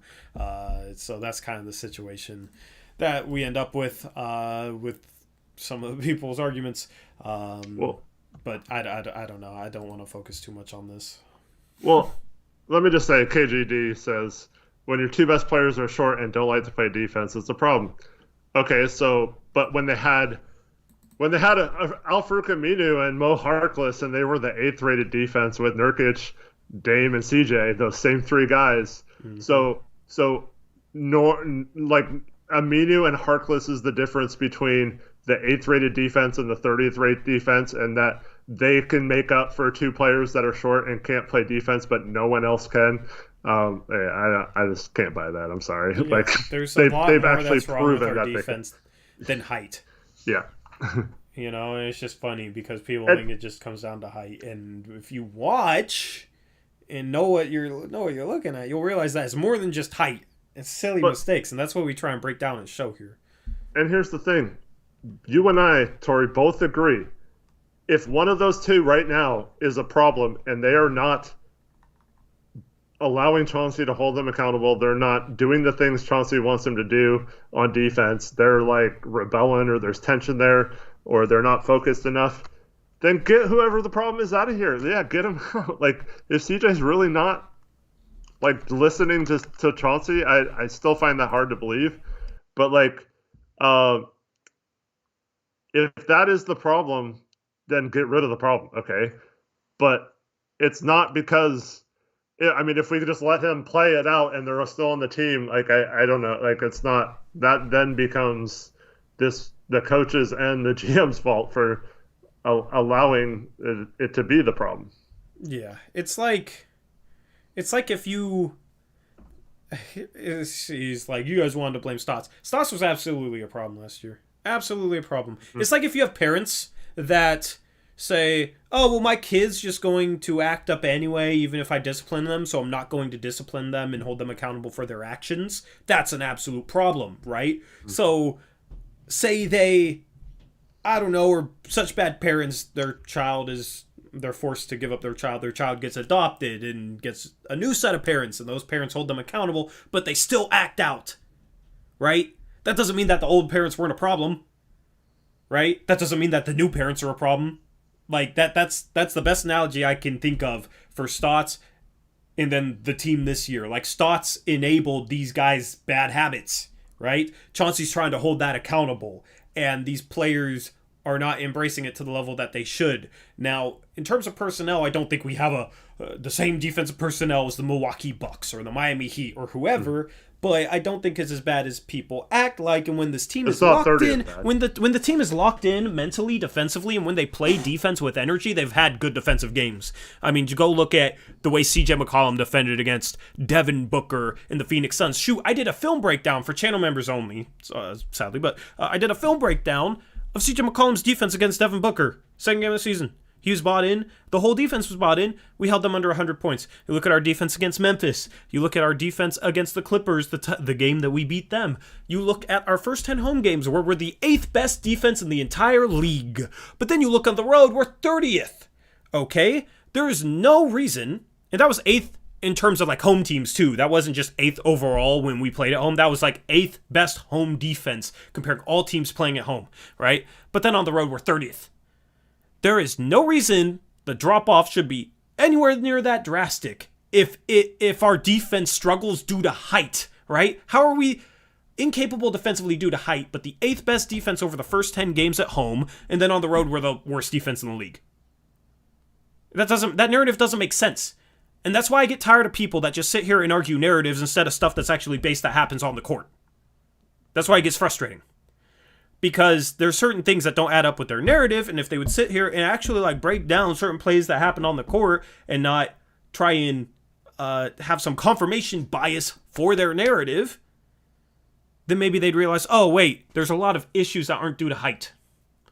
We have players on this team, in my opinion, that are not buying in to what they need to do defensively. I think CJ is capable of being an average defender at least. And early in the season, he was playing above average defense. He was actually playing very solid defensively. In the past 10 games or so, he's fallen off. And maybe these guys don't have what it takes mentally to consistently commit to the defensive end, which doesn't really make sense to me, but maybe that's the case, then trade them out of here. But it's not a situation where they're not capable. It's not a situation where it wasn't a problem last year with Stotts enabling their poor defense and running the laziest scheme possible, even though it got picked apart night after night. Stotts was absolutely a problem last year. Yep, and so he said we were blaming Stotts earlier in the season. Well, first of all, we really haven't done that much this year. But once again, if you break down what's happening, so on the road, we had terrible game plans. We were switching screens when we shouldn't have. We were dropping some against like Phoenix and stuff. Made no sense. The last big road trip we went on, we did a actually the last 2 big road trips we went on, we were getting caught up on every screen. We weren't fighting through them. And I would love to ask Chauncey, like, specifically about those kind of plays, like, in a film thing, and be like, is this something you, like, wanted us to do? Or is this something that you just, like the players just did, and, like, you just, like, didn't really think you had an option because they were tired or what? I don't know. But, yeah, it's like, the schemes were bad, and the players weren't executing it if they weren't supposed to be right. And that's when you have to hold them accountable. If you're going to be about putting an address on it, you got to either put an address on it and make sure they stop doing that stuff, or you have to or it was Chauncey's game plan to do it, which doesn't make sense either. So one way or the other, it was either coaching or the players not executing it properly. And I've seen them execute it properly in home games earlier in the season, so it's not a case of they can't do it, or it's not possible for them to do it, or they're too short to do it, or CJ and Dame together can't do it, because I've seen it happen both over the course of a full season a few years ago and in multiple games over the last few years. But the problem is, and will continue to be, it is so hard to go from a coach that, I mean, I don't know how to explain this, like, perfectly, but basically Coach Stotts game planned defensively to make sure Dame and CJ didn't have to play defense, right? His whole game plan was designed so they had to do the least amount of possible on defense. And when you're so used to your coach telling you, no, in this situation, you just run and get the guy in the corner. Don't worry about whatever else is happening. And then you have a new coach that's saying, no, man, why don't you run to the corner? Like, you're not supposed to take that guy. You're supposed to be fighting through this pick and doing this.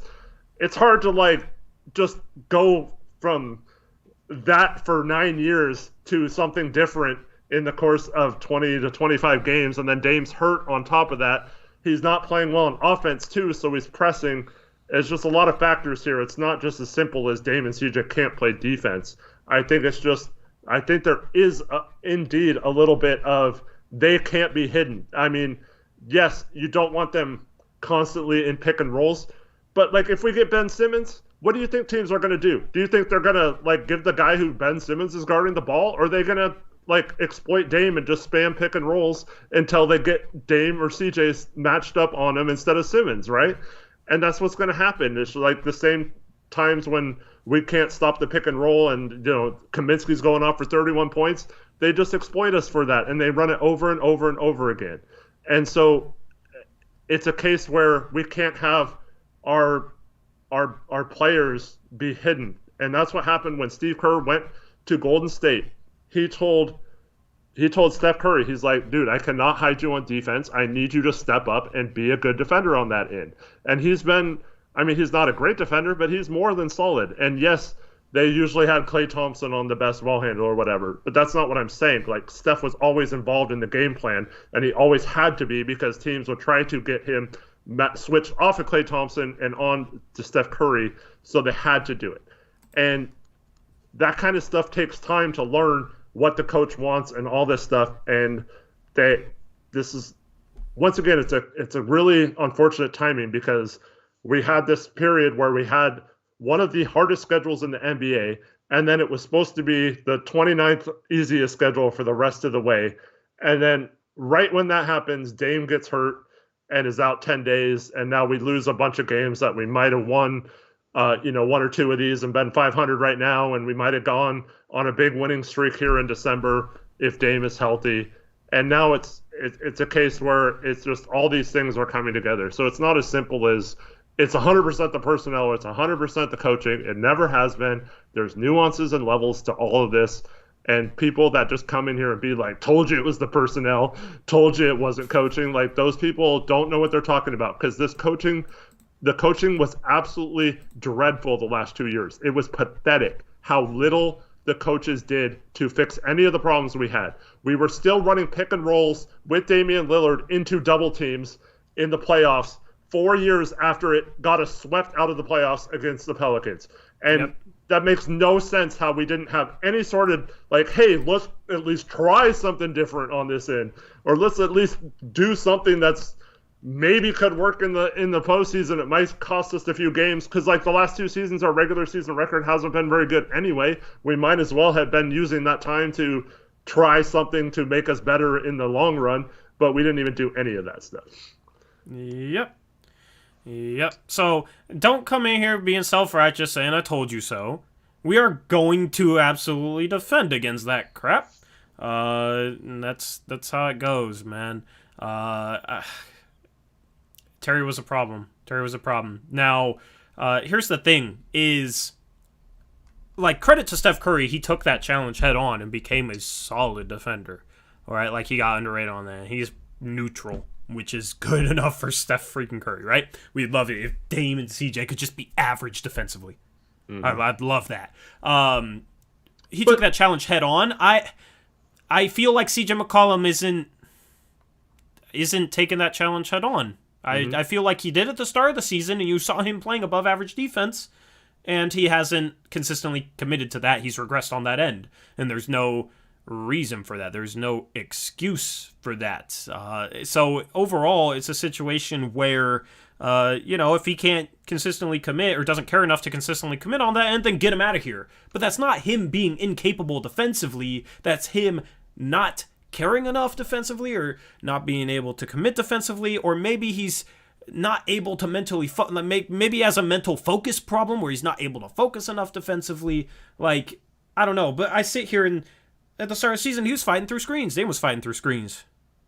Now they weren't. And Dame, of course, had the injury thing, but CJ is nowhere near fighting through screens the same way as the start of the season, and he's not battling to stay in front of his guy as the same as he was at the start of the season. So it's not a capability thing, right? It's something else. And that's why it's frustrating to have people come in here and say, I told you so, I told you. Basically that the players were not capable of playing good defense. But, I mean, you were in here after the Phoenix game, after the Memphis game, after the Clippers game, after games where we played good defense. You weren't in here. So don't come in here right now.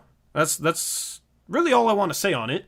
We spent a little bit too much time on this already. But, I just want to say one more thing. 2 years ago, these same people were here telling us it's not coaching. The coach can do nothing. Half his team is injured.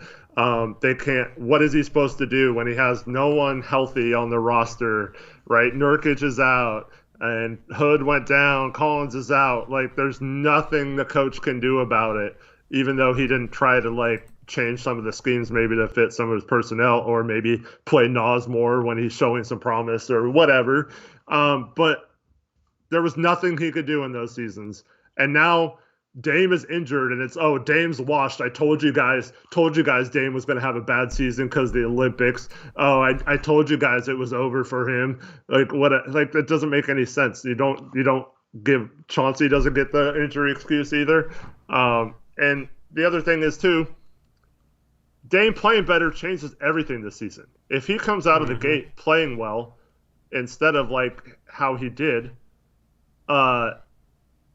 we're not only is our record better, there's not all this pressure on everything falling apart. Things aren't getting tense and coming to some sort of point where we have to decide whether someone's bought in or not, because everyone would still be bought in and stuff. It's when you struggle, and Dame's struggles absolutely set the tone for this team, unfortunately. And that's just the problem when you have such a good player. If he's not good enough, it makes the rest of your roster look not good enough. And, Dame struggling off the bat cost us a chance probably to have a fairly good record despite our hard schedule. And then also him having the injury problems just completely ruined any chance of getting out of the hole we were in because of that hard schedule and because of his struggles. But notice how no one gives CJ any credit for how many games this year he actually kind of carried the team early in the season when Dame was absolutely pretty bad, dreadful in some of those games early in the season, and CJ was there to help this team. And there was a point we go we were 3-2 heading on the road to play Charlotte, Philadelphia, and Cleveland, all ending up being good teams. But at the time, we thought that was like a winnable road trip. Everyone's feeling great about it. We'd just beaten the Clippers and the Suns, and it was looking good. And then we lose all 3 of those games, and then it's all of a sudden everyone's like, "See, told you you're wrong. See, told you." And then we come home, and we ended up winning 4 in a row at home, and we're 10-8 at one point, and things are looking good. And we didn't hear from any of these people then. And then now that they're struggling again, with Dame out, by the way, and against like Golden State, Utah, teams like that too. But before he went out, now all of a sudden it's like we're the worst team ever. I told you guys what. I don't know. It just drives me crazy that people are like that. And I'll still say I'm wrong if this team isn't there at the end, but it seems like we're the worst team ever right now, but we're still right there in the thick of things if we get our act together. And lots of teams are going through similar pains as us, and with much better rosters and much less injury situations and stuff like that. Now, some teams are because of injuries, just like us, but there's a lot of good teams that are hovering around that 500 teams. There's Atlanta that went to the finals last year. They're a 500 team. I guess they went one game over 500 tonight with the win. The Clippers were 500 before this game. The Lakers are 500. The Nuggets look at the standings are 500. Yeah, I'm just saying, like, there's a lot of teams in the same position as us, and I still think there's a chance to break this out. But that's the one thing we couldn't plan for when we started the season, is this teams that, or the players that seemingly you would think would buy in. And if there's players on this team that are not buying in or having tensions with the coach, those players need to get out of here because they're not winning players. And I think the sooner Chauncey can identify those, I hope that's what those conversations with Joe Cronin that he talked about are about, identifying those players that he thinks are not capable of running his systems or holding themselves accountable to be a winning player like he demands. And we get those guys out of here and bring in some players that hopefully are, even if they're lesser players, it probably is a bit of addition by subtraction when it comes to Chauncey Billups' schemes. And if you do hit a home run and you get a guy like Simmons and he turns out to be really good, then you absolutely could still salvage the season and be fine. And I'm still, I know this is crazy, but I'm still not like in panic mode yet. Yeah. My summary on this, and then we'll talk a couple trades in chat, giving you guys time to maybe put forth some trade targets. If we, like, I might think your takes are ridiculous, and I might trash your takes. I won't trash you personally. That's the way it goes. If I think you're coming in being self-righteous, saying I told you so, I'll call it out. But it ain't personal where I'm going to sit here and call you an idiot, or call you a Neanderthal or a flat earther or whatever the world, we've been called. So, that's the risk. If you disagree with us, we might trash your takes, but it's not personal. If we feel like you're being a little snarky, a little self-righteous, we'll call that out and be snarky and self-righteous back. That's just kind of the way it goes. But yeah, I absolutely do not agree that it's that this defense is incapable of being at least average. And if this defense is average, we're a really good team. So I think we've shown that. We've had some good defensive games. That's where I still sit on it. And nothing that I've seen is shown otherwise. I just see an utter lack of energy, an utter lack of hustle. And Chauncey has called it out as well. So Chauncey agrees on that. If you want to disagree with that, that's fine. But I won't sit here and let you say I told you so as if you're factually right on something that's at the very least subjective. So anyway, any trade targets you see in chat, Eric? Someone mentioned, could we get Zach Collins back? We could, but why would we trade for someone who hasn't played now in 2.5 seasons? I don't understand. Maybe that was a troll or a joke. Other than that, Jaylen Brown's been mentioned a lot. If Jaylen Brown becomes available, sure, go for him. But yeah, it's tough to just say, like, yeah, let's go for Jaylen Brown when there's no indication that he's either available or yeah.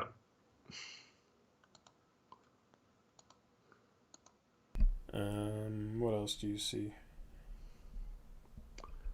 I thought there was a good one higher up.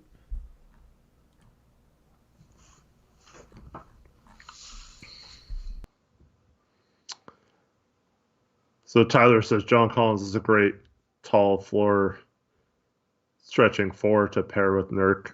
But why would the Hawks trade him then? As I don't know why. I haven't heard any rumors that they're doing it, and they don't want CJ, so that kind of makes it hard. Yeah. Blake Griffin, snag Blake Griffin from Brooklyn. No, thank you. No, thank you. I wanted him when I started this channel, but not now.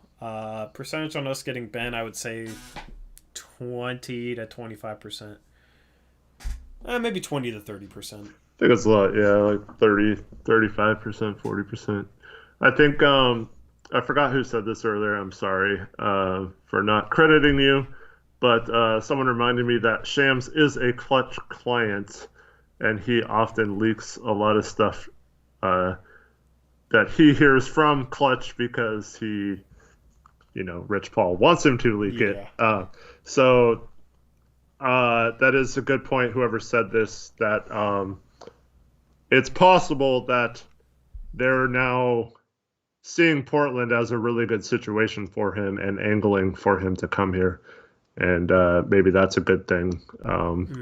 In terms of actually there's a player available, a big-time player that actually wants Portland to trade for him. I think he'll take any trade at this point, though. But, yeah, so also just want to say, like, there's been a lot of situations with Dame where I think if we would have just made a move and traded for someone, I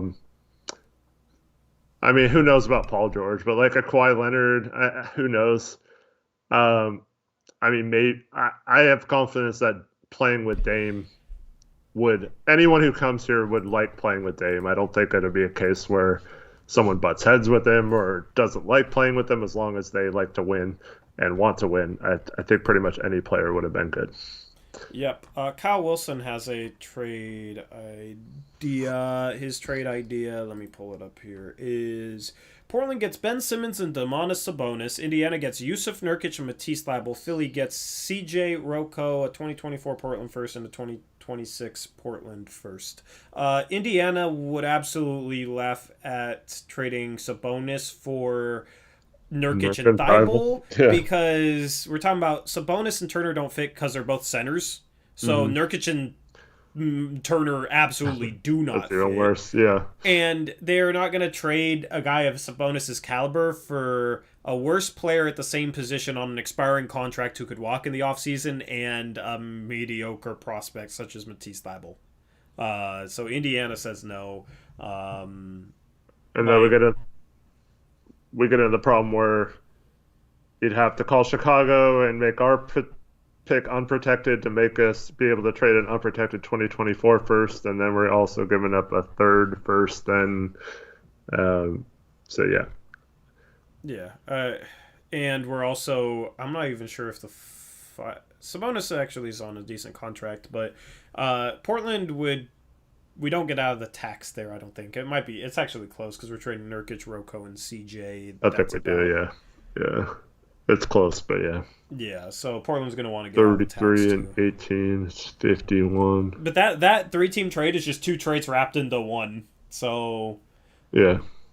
Or basically, except Thybulle's going to Indiana there.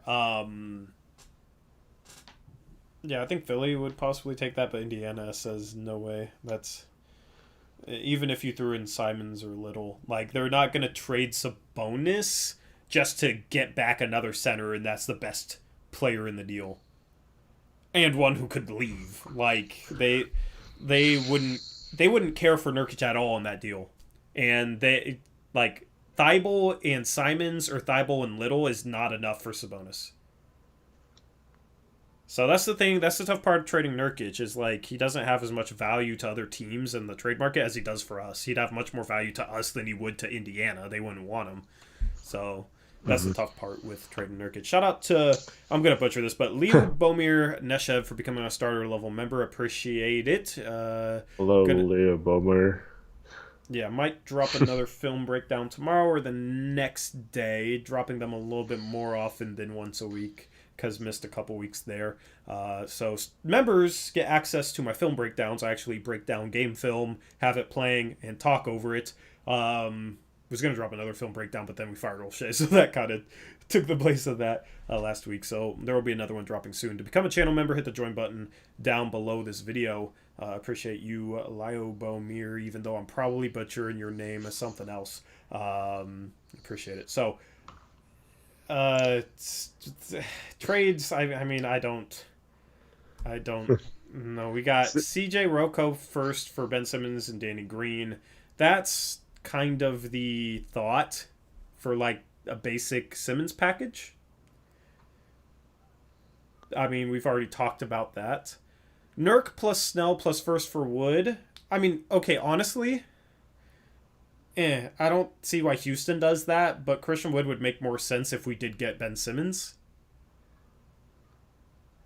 What do you think, Eric? I actually really like Nurk and Simmons. I think we could do a lot with them. I'd be excited to see that first. Yeah. It's tough having two non-3-point shooters in that lineup. And I know Nurkic shoots them occasionally and makes them occasionally. I mean, he was one for two tonight, but he's not like a floor spacer. So, you know that pass he threw to Dennis Smith Jr. and he blew the layup? Yeah. Last game he had one of those to CJ, where he kind of threw it over the top. Imagine that being a 6'10" Ben Simmons who could dunk that or go to the rim stronger than those guys. I think you could do a lot of stuff with them. And kind of like if you were willing, if Ben Simmons could be turned into like a slasher cutter type, I think he could get a lot of easy buckets at the rim. I mean, I'm just thinking hypothetically, if I'm guarding Ben Simmons in that scenario, I'm just standing around the rim already. Like, I mean, you can't just give him a runway to the rim, so you can't necessarily do that, but he's such a non-factor outside of like 3 feet that you can just sag and go under literally everything. And I mean, I get like Smith isn't much of a shooter, but at least he shoots, and he made a 3 today. Like, what was every time Ben Simmons makes a 3, it's happened like twice. The whole arena acts like they won the freaking championship there in Philadelphia. So, yeah, I don't know. I don't know how well it would work. It could. It's just like that's the thing. If Simmons could just shoot the freaking ball, like if he could just shoot, dude. Like, he wouldn't be available in the first place. But it's like, I don't know. If he could just shoot, he'd be unguardable off the ball. There would be no way to keep up. Shout Lyle Bomir for a 5 build. What's BGN? Yeah, Belgian Lev. Belgian Lev? Lev. Lev. Belgian Lev, the currency expert, strikes again. Shout out to Lyle Bomir for the 5. I had to look that one up. 5 Belgian Lev Dono. You were quick on that. Appreciate it. No message on that. He has a message here. He says, "Hey guys, listening for a long time, but mostly on replay due to time difference. You got the name almost right, Tori. Good. I'll take almost right. I'm proud of myself. Do you think there's any trade possible about Lou Dort? And Lou Dort is a target that I like. Bulgarian. You were close, Eric. That's what I said. Oh, you said Belgian. I thought I said Bulgarian Lev. I started to say Belgian, and then you said Belgian because I think I was about to say it, and you could tell. So yeah, I messed you up. I tripped you up. You were ready to shine, and I threw you a bad pass. I looked it up. I was about to say Bulgarian. I was just Yeah, it's always cool. Bad. It's always cool we get all these different currencies, man, with donuts. It's always cool just because we're able to bring Blazer analysis worldwide, where a lot of the other stuff ends up just being local here in Portland. So that's always a cool part about being able to do this. So appreciate you, Liabamir. Is that the difference? I don't know. Let me know when I say it right. But Lou Dort is an interesting trade target. It's just hard to formulate a package because like OKC wouldn't want CJ. They're rebuilding. It would be hard to formulate a package. Lou Dort as a on-ball defender would be nice to have on this team, and he's grown offensively. Pretty good slasher in my opinion, and 3-point shot is still questionable, but like he can knock them down and he can get hot from time to time. So Lou Dort would be a guy that I would love to have on the team, and I mean, shoot, if we could trade CJ for him straight up, and with how little Lou Dort is making, you definitely have to consider it. It's just hard to find a trade package that works for OKC. I think they are close to being able to do that. I think they're far enough into the cap. But like they don't want not CJ. not that they want CJ. But so what does OKC want? They want picks, right? Mm-hmm. So to get Dort, you're probably talking either a young player that is not just like a defensive specialist, maybe like a higher ceiling type player, and or like probably at least 2, maybe 3 first, just to get them to trade him. So you either have to find a team that would want CJ and could give, obviously we could include stuff, I guess, but if we're trading CJ for Dort straight up, that's kind of hard to give up other stuff too in that trade. Mm-hmm. But it would certainly put us in a much more advantageous cap position if we had a $2 million salary for a $30 million salary. But OKC could take on a lot of money. So let's say, Tyrese Maxey does not make sense for the Thunder, but someone like that to You get don't them think to Maxey makes sense for them? I don't like Max. They have a lot of guards right now, and a lot of like ball handling guards. I don't think Maxey is perfect for them. But I just want to say I think he could play off the ball because they got SGA and then they got Giddey, who like is basically a point forward 3. And I think Maxey's good enough playing off the ball. I'd actually be intrigued to see that. So I don't quite agree with that, but go on with your point. So maybe like, let's say Ben Simmons is like a no-go or whatever, and instead they offer like a Tobias Harris and Tyrese Maxey for CJ, and then you flip Maxey to like the Thunder somehow and get Dort somehow in that trade. I don't know how it would work, but yeah, they could actually take, if they give up favors, I think they could take Tobias Harris on. So might have to have Philly give them picks or something in that scenario for doing so. But yeah, I'm just thinking like they could be a team, like not that exact scenario, but where they take on a salary to make a trade work for CJ for another team, and then get a good young player like a Tyrese Maxey back. And then that team gets CJ, and we get Dort and a huge tax savings, or maybe have to take on a small contract like Favors, but still in a really favorable position because he's on an expiring contract, so it wouldn't really hurt us that much. Yeah, I just think you'd have to go for a worse young player than Maxey because I think you can make the argument that Maxey has been almost as good as CJ this year. CJ's averaging 20.6 points per game, 4.5 assists, 4 rebounds, shooting 45% from 2 and 39% from 3. True shooting percentage is 52%. CJ's has not been efficient this year. Hasn't been as good as he was last year by any means. Tyrese Maxey, on the other hand, similar minutes per game, 35, 36 minutes per game, right around there. Maxey's averaging 17 points per game, 5 assists per game, and 4 rebounds per game, shooting 50% from 2 and 36% from 3. True shooting percentage is 56%, and he's been better defensively, and he's 21. So I'm just saying this because like CJ to Philadelphia is obviously a very popular trade, just in its own right. I don't think there's any chance that Philly would give up Maxey in a CJ deal, no matter what the rest of the deal was. Yeah, I'm just because I've heard the latest rumor is that they're not only trying to trade Simmons, but they want whatever team takes him to also take on Tobias, and that's really hard to do because that's $68 million I think between the two of them or somewhere around there. Yeah. So like that's really hard to get CJ, to that kind of money. Nance, Rocco, I think that'd match, but we ain't going into the tax like that. We're gonna try and duck the tax. Because Nance is like 11 million, Rocco's like 13 million, and CJ's 30. That's 54. Multiply that by 1.25, and that's like 67.5. So it's like borderline matching Harris and Simmons. But I mean, I don't think we're going to add $14 million at the trade deadline and be $17 million into the tax and then deal with repeater tax next year. And like Harris's contract is bad. I don't want Tobias Harris. Yeah. So I don't think that's happening.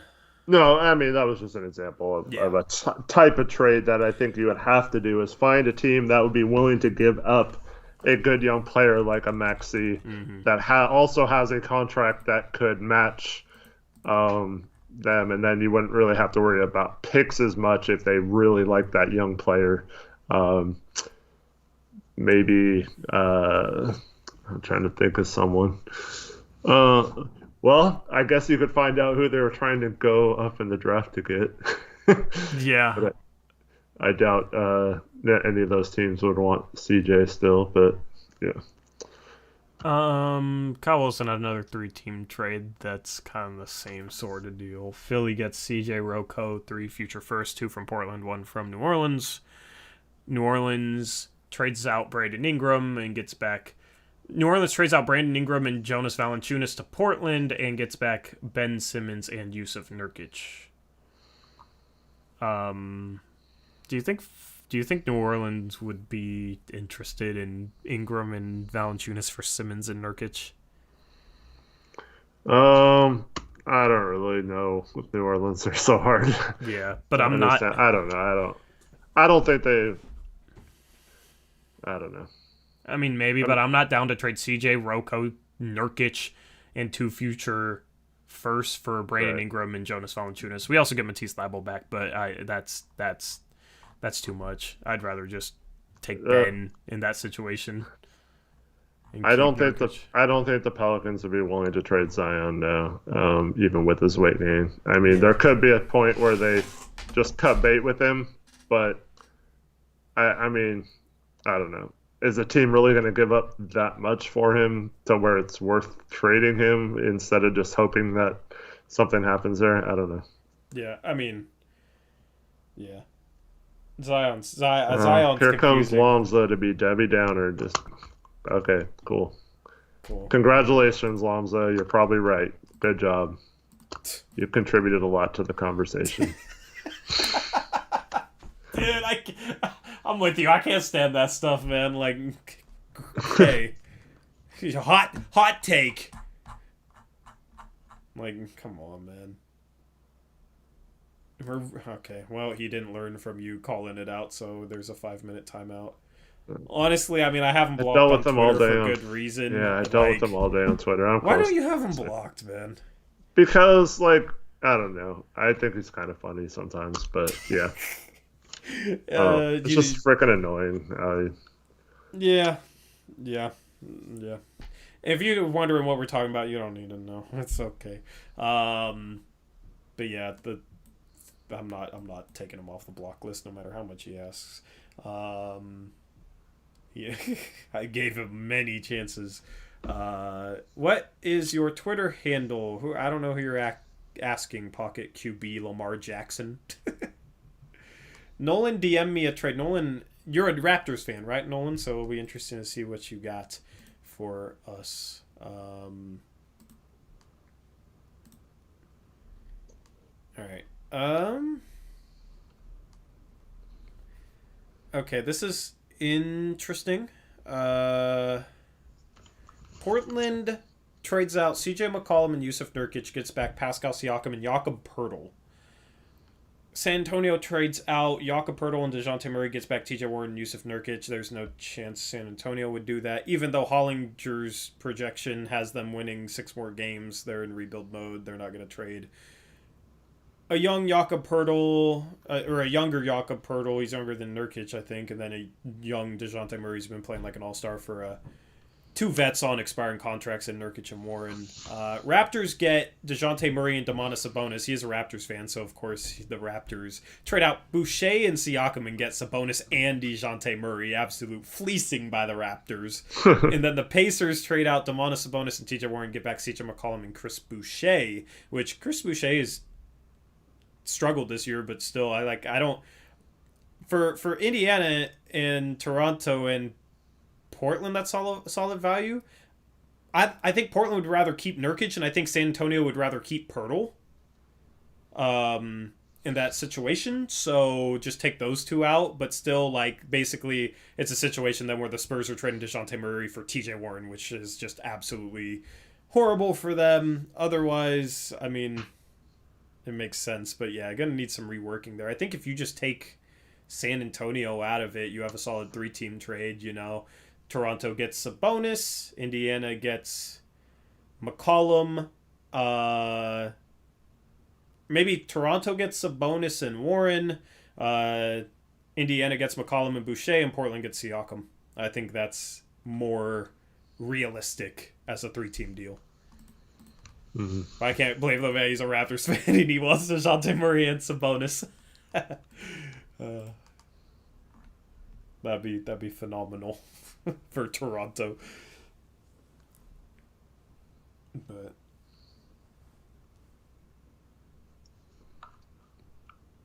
all right. I'm not going to respond to the Michael Kroll comment because I already explained why I don't think that's right. But Powell can't be traded until January 15th. Are you sure it's not December 15th? Yeah, I'm positive. I looked it up today. Oh, where'd you find it? What was the source? Wikipedia? No, Basketball Insiders. Okay, solid source. I will respect the sourcing on that one. Okay, yeah, January 15th. Norm doesn't really make sense to trade, though. No, I believe you. I just, wanted a little bit of a big bibliography. What is it called? I haven't done one of those in a while. What's on December 15th? It's a day in which a lot of free agents that signed, at least free agents that signed with other teams, can become tradable. So, some players, it's January 15th, though. Just weird CBA stuff. But Eric is your CBA expert. This is why this is your number one stop as we head up to the trade deadline for trade stuff, because Eric knows the CBA better than anybody out there on Twitter. Even the guys that call themselves cap experts and CBA experts and all that stuff, Eric's right up there with them, if not better. And I know my fair share of stuff too. I think I would put myself up there with anybody that's a CBA expert on Twitter and whatnot. Like, I know my stuff too. So, a lot of stuff we discuss is like, we're so nerdy. We memorize salaries. Like, we know players' salaries off the top of our heads, and it gets even better as we head up to the trade deadline and we run a mock off season We've done it 2 summers in a row where we take 30 people, have them run a team. One of them's me, one of them's Eric, and we follow every CBA rule, and they make trades, free agent signings, all sorts of things. So we're nerds like that. We know the CBA. So this is why it's your number one stop for NBA trade deadline stuff. And then on trade deadline day, we will have a live stream, one of our biggest live streams of the year, where we just cover every trade in the NBA, discuss the moves for each team, whether we like it or not, discuss, maybe if a team's getting creative, what they're trying to do, that sort of thing. So overall, this is your stop for it. Any Lomza burner, just hide it. Okay. Kyle Neely says, Tori and Eric, I'm going to have to miss a few games these upcoming weeks. If you guys want tickets, let me know. I'd hate to have them go to waste. Yeah, I mean, you can reach out to us. I would maybe give them away for the subscriber base if you want to, Kyle. I mean, up to you, man. Hopefully everything's good with you. You can always DM us on Twitter. Our Twitter links are in the description, or email us, blazersuprise@gmail.com. Or if you're in our Discord server, you can also send us a Discord message. If you want to join our Discord server, I will post a link in the live chat. There you go. Okay, Zach. Landia.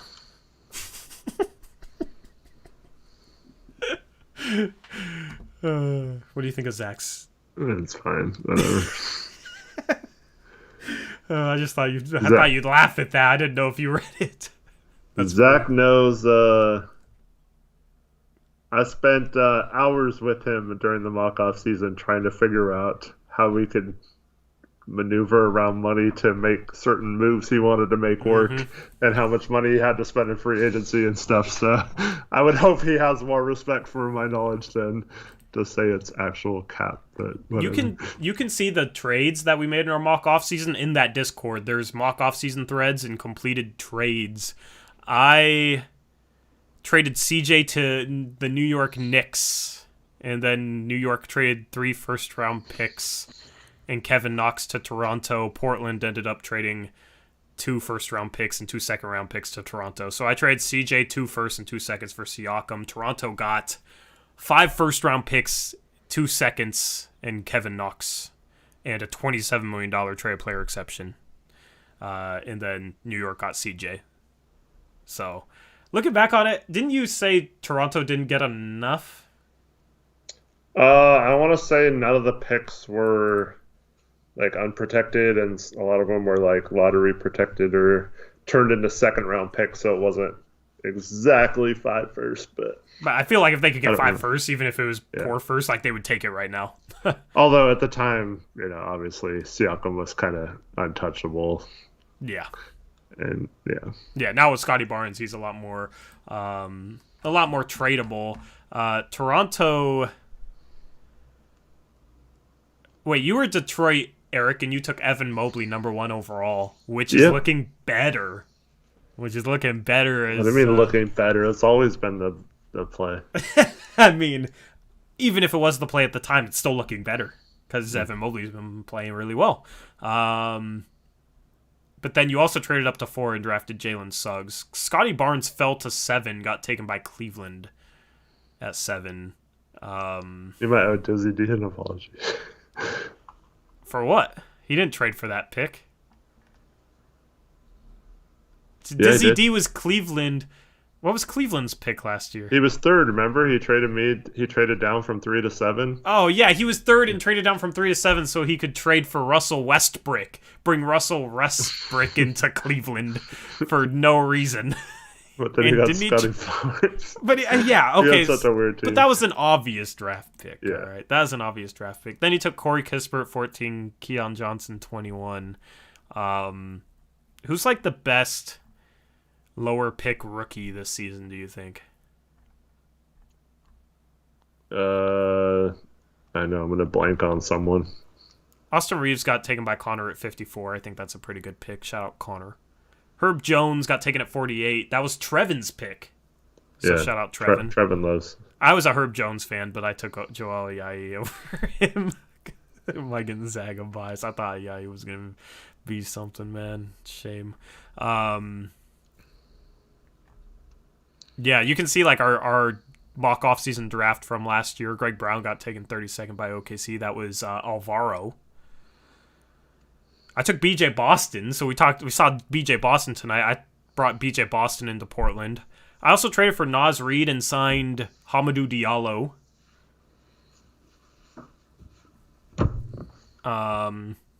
That was kind of my bench play. Yeah, it's weird looking back at this. Sengun went 8. Houston traded down from 2 to 9. They traded the 2nd pick for the 9th pick, DeAnthony Melton and Desmond Bane, which looks a little better now, but still is bad. Yeah, it's always interesting to go after our mock-off seasons from previous seasons once you kind of know a bit about the prospects and whatnot. So join our Discord if you want to look at all that stuff. It's interesting. Delano Banton, yeah, there you go, Nolan. Although he struggled lately. He was looking good to start the season, but he struggled. He went undrafted in our mock-off season. Mm-hmm. But I always thought he was intriguing. So yeah, join our Discord and go look at that. Two really quick questions I want to answer. One is Taylor Sims asking, anyone come to mind you think we will dump to get under the salary cap? Right now, Roca. Is it get under the tax line, I guess? Yeah. I don't know if we'll end up having a bigger trade. If we do, then he'll probably be a part of it, and it's likely that we'll take back less salary than CJ and Roca combined to make that work and get under the tax and bring in a better player, hopefully.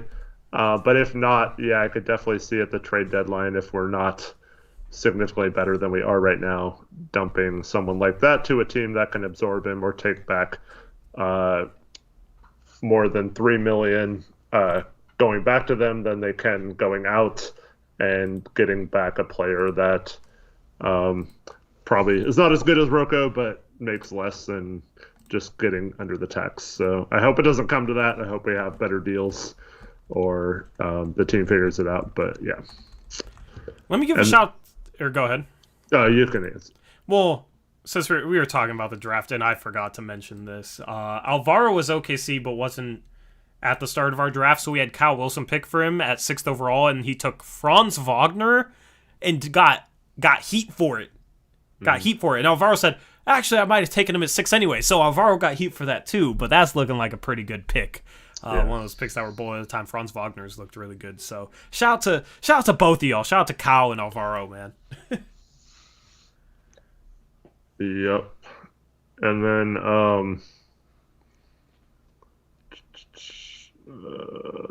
I'm probably going to butcher his name anyway, but no, I can't find it. But someone was asking, why can I not find it now? Dang it. Yeah, find this and answer this, and then we'll go around the NBA and end the stream. Well, we can do around the NBA first. Okay. That sounds good. While you're loading it, maybe I'll find it. We'll see who's first. Oh, here. Lobaz asks, who's your best GM candidate? He missed some of the recent streams. Just curious who we were looking for. I personally want Tayshaun Prince. He's, by all accounts, been a talent evaluator in Memphis and has kind of rose up the ranks as being both partly in line with the analytic guys and partly in line with, just knowing talent and seeing it and stuff like that. And seems to have a pretty good understanding of things there. And he's like a hot name. And then as an added bonus, Chauncey would absolutely have a good relationship with him from day one, that they could maybe share a vision and we could get them on the same page. And I think that they would work together to get exactly what they both need. And I think that would be a similar mindset there, and they would work together very well. But that's my choice. That's also my choice. Yeah. So, but apparently we're not looking at him at all, unfortunately. So. Yeah, who knows? Who knows, though? Yeah, we'll see. We could end the season with Cronin. We could hire somebody in the next month. I'm not even too sure as to if we're going to hire anybody. So we'll have to wait and see on that. And we'll talk about it once it happens. Let's go around the NBA, Eric. First off, we had picks against the spread today, and I have the updated standings, all right? So we picked these games against the spread, me, Eric, all our mods, and then chat does as well. We have chat polls for chat to help them pick games as well. We keep track of records over the course of the season. We do this twice a week on every episode of Blazers Uprise Live. Mondays and Thursdays going live between 3:30 and 4 p.m. Second channel. That is linked in the description. So we had picks against the spread today. I had the best record, right? So I struggled to start the season. I was in last, but I went 8-3. I'm on the come up right now. I am now above 500. I'm only 4 games out of first, right? I went 8-3. Zach and Trevin went 7-4. Jackson, Reese, Eric, and Chat went 5-6, and then Krish went 2-9. Unfortunately for him. So as it stands, Jackson's in first. Trevin is second, a game back. Reese is third, 2 games back. Zach is fourth, 3 games back. I'm fifth, 4 games back. Eric and Chat are tied for 6th. They're 8 games back of Jackson. And then Krish is last in 8th, and he's 18 games back. So that is our picks against the spread standings. Definitely tune in for that segment if you haven't before. We got cool graphics and all that because we go all out on the graphics here at Blazers Uprise. All right, 10 games to get through. OKC beat Detroit. Battle of the bottom feeders, but Detroit is more bottom feeder-ish. OKC lost by like 79. They were missing some guys, but lost by 70. Wait, was it 79 or 73? It was 73. Still. If it's in the 70s, that's an NBA record. That's bad. They lost by 73 against the Ja Morant-less Grizzlies team, but against bad teams, they've been pretty good. They beat Detroit. They have 42 points in the fourth quarter. They outscored the Pistons by 20 in the final period. They win at 114-103. The Pacers beat the Wizards, two teams that kind of make no sense for different reasons. The Pacers win 116-110. Domantas Sabonis, future Blazer, just kidding. 30 points, 11 for 15 from the field. Bradley Beal had 34. The Sixers beat the Hornets in overtime. Joel Embiid has a big game. The Hornets were missing a number of key players in this one, so this was a pretty good effort that they put up, but they end up losing. Memphis continues to play very well without Ja Morant. They beat the Heat in Miami 105-90. The Heat are on a bit of a slide here. The Grizzlies are now 14-10. Their role players have really stepped up. Chicago beats Denver in a game where they were without DeMar DeRozan, 109-97. The Hawks beat the Timberwolves in Minnesota 121-110. We got the Bucks taking care of the Cavs 112-104. The Suns and the Spurs play for the third time in the past couple of weeks. The Suns had a close win and a blowout in game number 3. It's another close win, 108-104. The Suns have been without Devin Booker. The Blazers lose 102-90, and then the Golden State Warriors blow out the Orlando Magic. The spread on this game was the highest of the season for picks against the spread. Golden State was favored by 16. They end up winning by 31 over the Magic, 126-95. Stupid Magic. Stupid Magic, yeah. They have had a lot of blowouts this year. Here are some notable performers. As I said, Hornets missing some key guys. Kelly Oubre stepped up and had 35 points, despite missing a wide-open layup to start off overtime. That's the only play I saw from Kelly Oubre today, is he missed the layup at the start of overtime, didn't even hit rim. So I didn't see any of his 35 points. Those will be forgotten. That layup will probably be remembered with an episode of Shaqtin' a Fool. Some big men had good games. Embiid, Sabonis, Towns, and then SGA is back for the Thunder. He had a 30-pointer. Let's look at the standings for the Western Conference. The Blazers are currently 3.5 back out of the fourth place Memphis Grizzlies. Memphis has gone on a run and separated themselves a little bit. Portland's only 2 games back of fifth. What are your thoughts on the standings, Eric?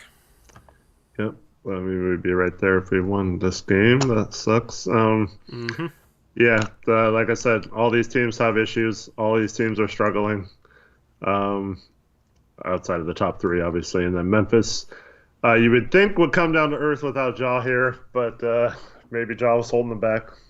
That's a joke. But, yeah, they've been playing fantastic. And that's just, they went from down where we are like a week or so ago, haven't lost since, and are now in that 4th spot. So once again, we have a lot of home games coming up this month still, and we'd have an opportunity to do that. Hopefully Dame comes back healthy and we start winning some games, and we could jump right back up into it too. Yep, agreed. Trevin says 3.5 back of Memphis sounds familiar. Which is how many games we were back of Memphis going into the bubble. With 8 games, we made that up. So, yeah, that does sound familiar. I mean, we still have, this was game number 25. We still got a cool 57 games left. So if we can make it up in 8, I think we could make it up in 57. So it's still very early on in this season. A lot of bottom feeders have been playing well lately. Houston won 6 in a row. Houston makes no sense. They won 6 in a row. They have the biggest winning streak in the NBA, which is weird. OKC's 7-16. That's better than people thought they would be. New Orleans has won games lately. If you look at the bottom feeders, like the last 6 to 10 games, like they're playing around 500. If you look at like San Antonio, Houston, OKC, and New Orleans. So that's pretty interesting. They're at the bottom of the West. Let's look at the East. Brooklyn and Chicago tied for number 1. Milwaukee has continued their climb. They've been on a tear lately. Now they're finally healthy. They're only a game back. Miami continues to struggle. Washington continues to struggle. Boston looked bad early this season, but they're only a half game out of 4th. Same with Philadelphia, Charlotte. I mean, things are very bunched up here in the East. I feel like I have no idea how these standings are going to sort themselves out. I expect Brooklyn, Milwaukee, and probably Chicago to be the top 3 in the East, but I think Miami's a little overrated. They've had injury issues. Philadelphia waiting on the Ben Simmons thing. I mean, there's a lot this year, Eric. There's a lot of teams kind of in the middle of each conference that have a lot of question marks. Yeah, do you see like Toronto, who has been, bad at times this year, okay at times, only 2.5 out of fourth as well. Like they're like the same thing. Like any of these teams can go on a win streak. You saw New York just 2 weeks ago was up there at third or fourth, and now they're down at 11th. So and we're not the only team that's having these problems right now. Everyone's kind of beating up on each other for the most part, except for the really good teams. But this is even more, in my mind, why a team like Philadelphia shouldn't waste a year like this, because you never know what's going to happen, like in the playoffs last year where Phoenix all of a sudden gets a clear path to the finals. For Philadelphia themselves last year, they beat it. If they just beat Atlanta when you have like a 26-point lead in the second half of an elimination game, and if they would have just held on and won that, that could have been them hoisting the trophy possibly last year. So like it makes no sense for me for Philadelphia to waste a year when it's this seemingly wide open and there's not really a lot of separation, and even the teams that have separated have flaws as well. So I don't know why they wouldn't just go for it. And that's going to be still the thing hanging over the entire NBA until something resolves there. And I think, obviously Ben Simmons isn't even doing anything for them this year. They've just been decimated with illness and stuff like that as well. So you just get some guys healthy and get something useful in a Ben Simmons trade, and they're probably in pretty good shape. Yep, agreed with that. Indiana's another team to watch there in the East as a potential trade heavy team if they continue to struggle. Orlando and Detroit are the only two clear-cut bottom feeders there in the East. Let's look at the next 5 games. We've got Golden State, 1 road game, and then 4 more home games. Hopefully that 4-game homestand can go better than this one, even though you got some decent teams there. Golden State at 20-4 road game. Still going to be without Dame. We'll see if CJ plays. Nas might play as well. Ant went through a workout, so maybe Portland's going to get healthier for that one. But I'm expecting a loss there to put us at 11-15, which doesn't sound good. But as we said, we're 2 games out of 5th. It could be a lot worse. We got 57 games left. We're 2 games out of 5th. So you got a game against Memphis. Hopefully we're healthy for that one to make up ground on that 4 seed. When is the earliest that Dame could return? So the 10 days puts right at 12/11, which is the day before the Timberwolves game. So he's supposed to be reevaluated that way, or that day. My guess is he'll be cleared to play that day, and then to move on.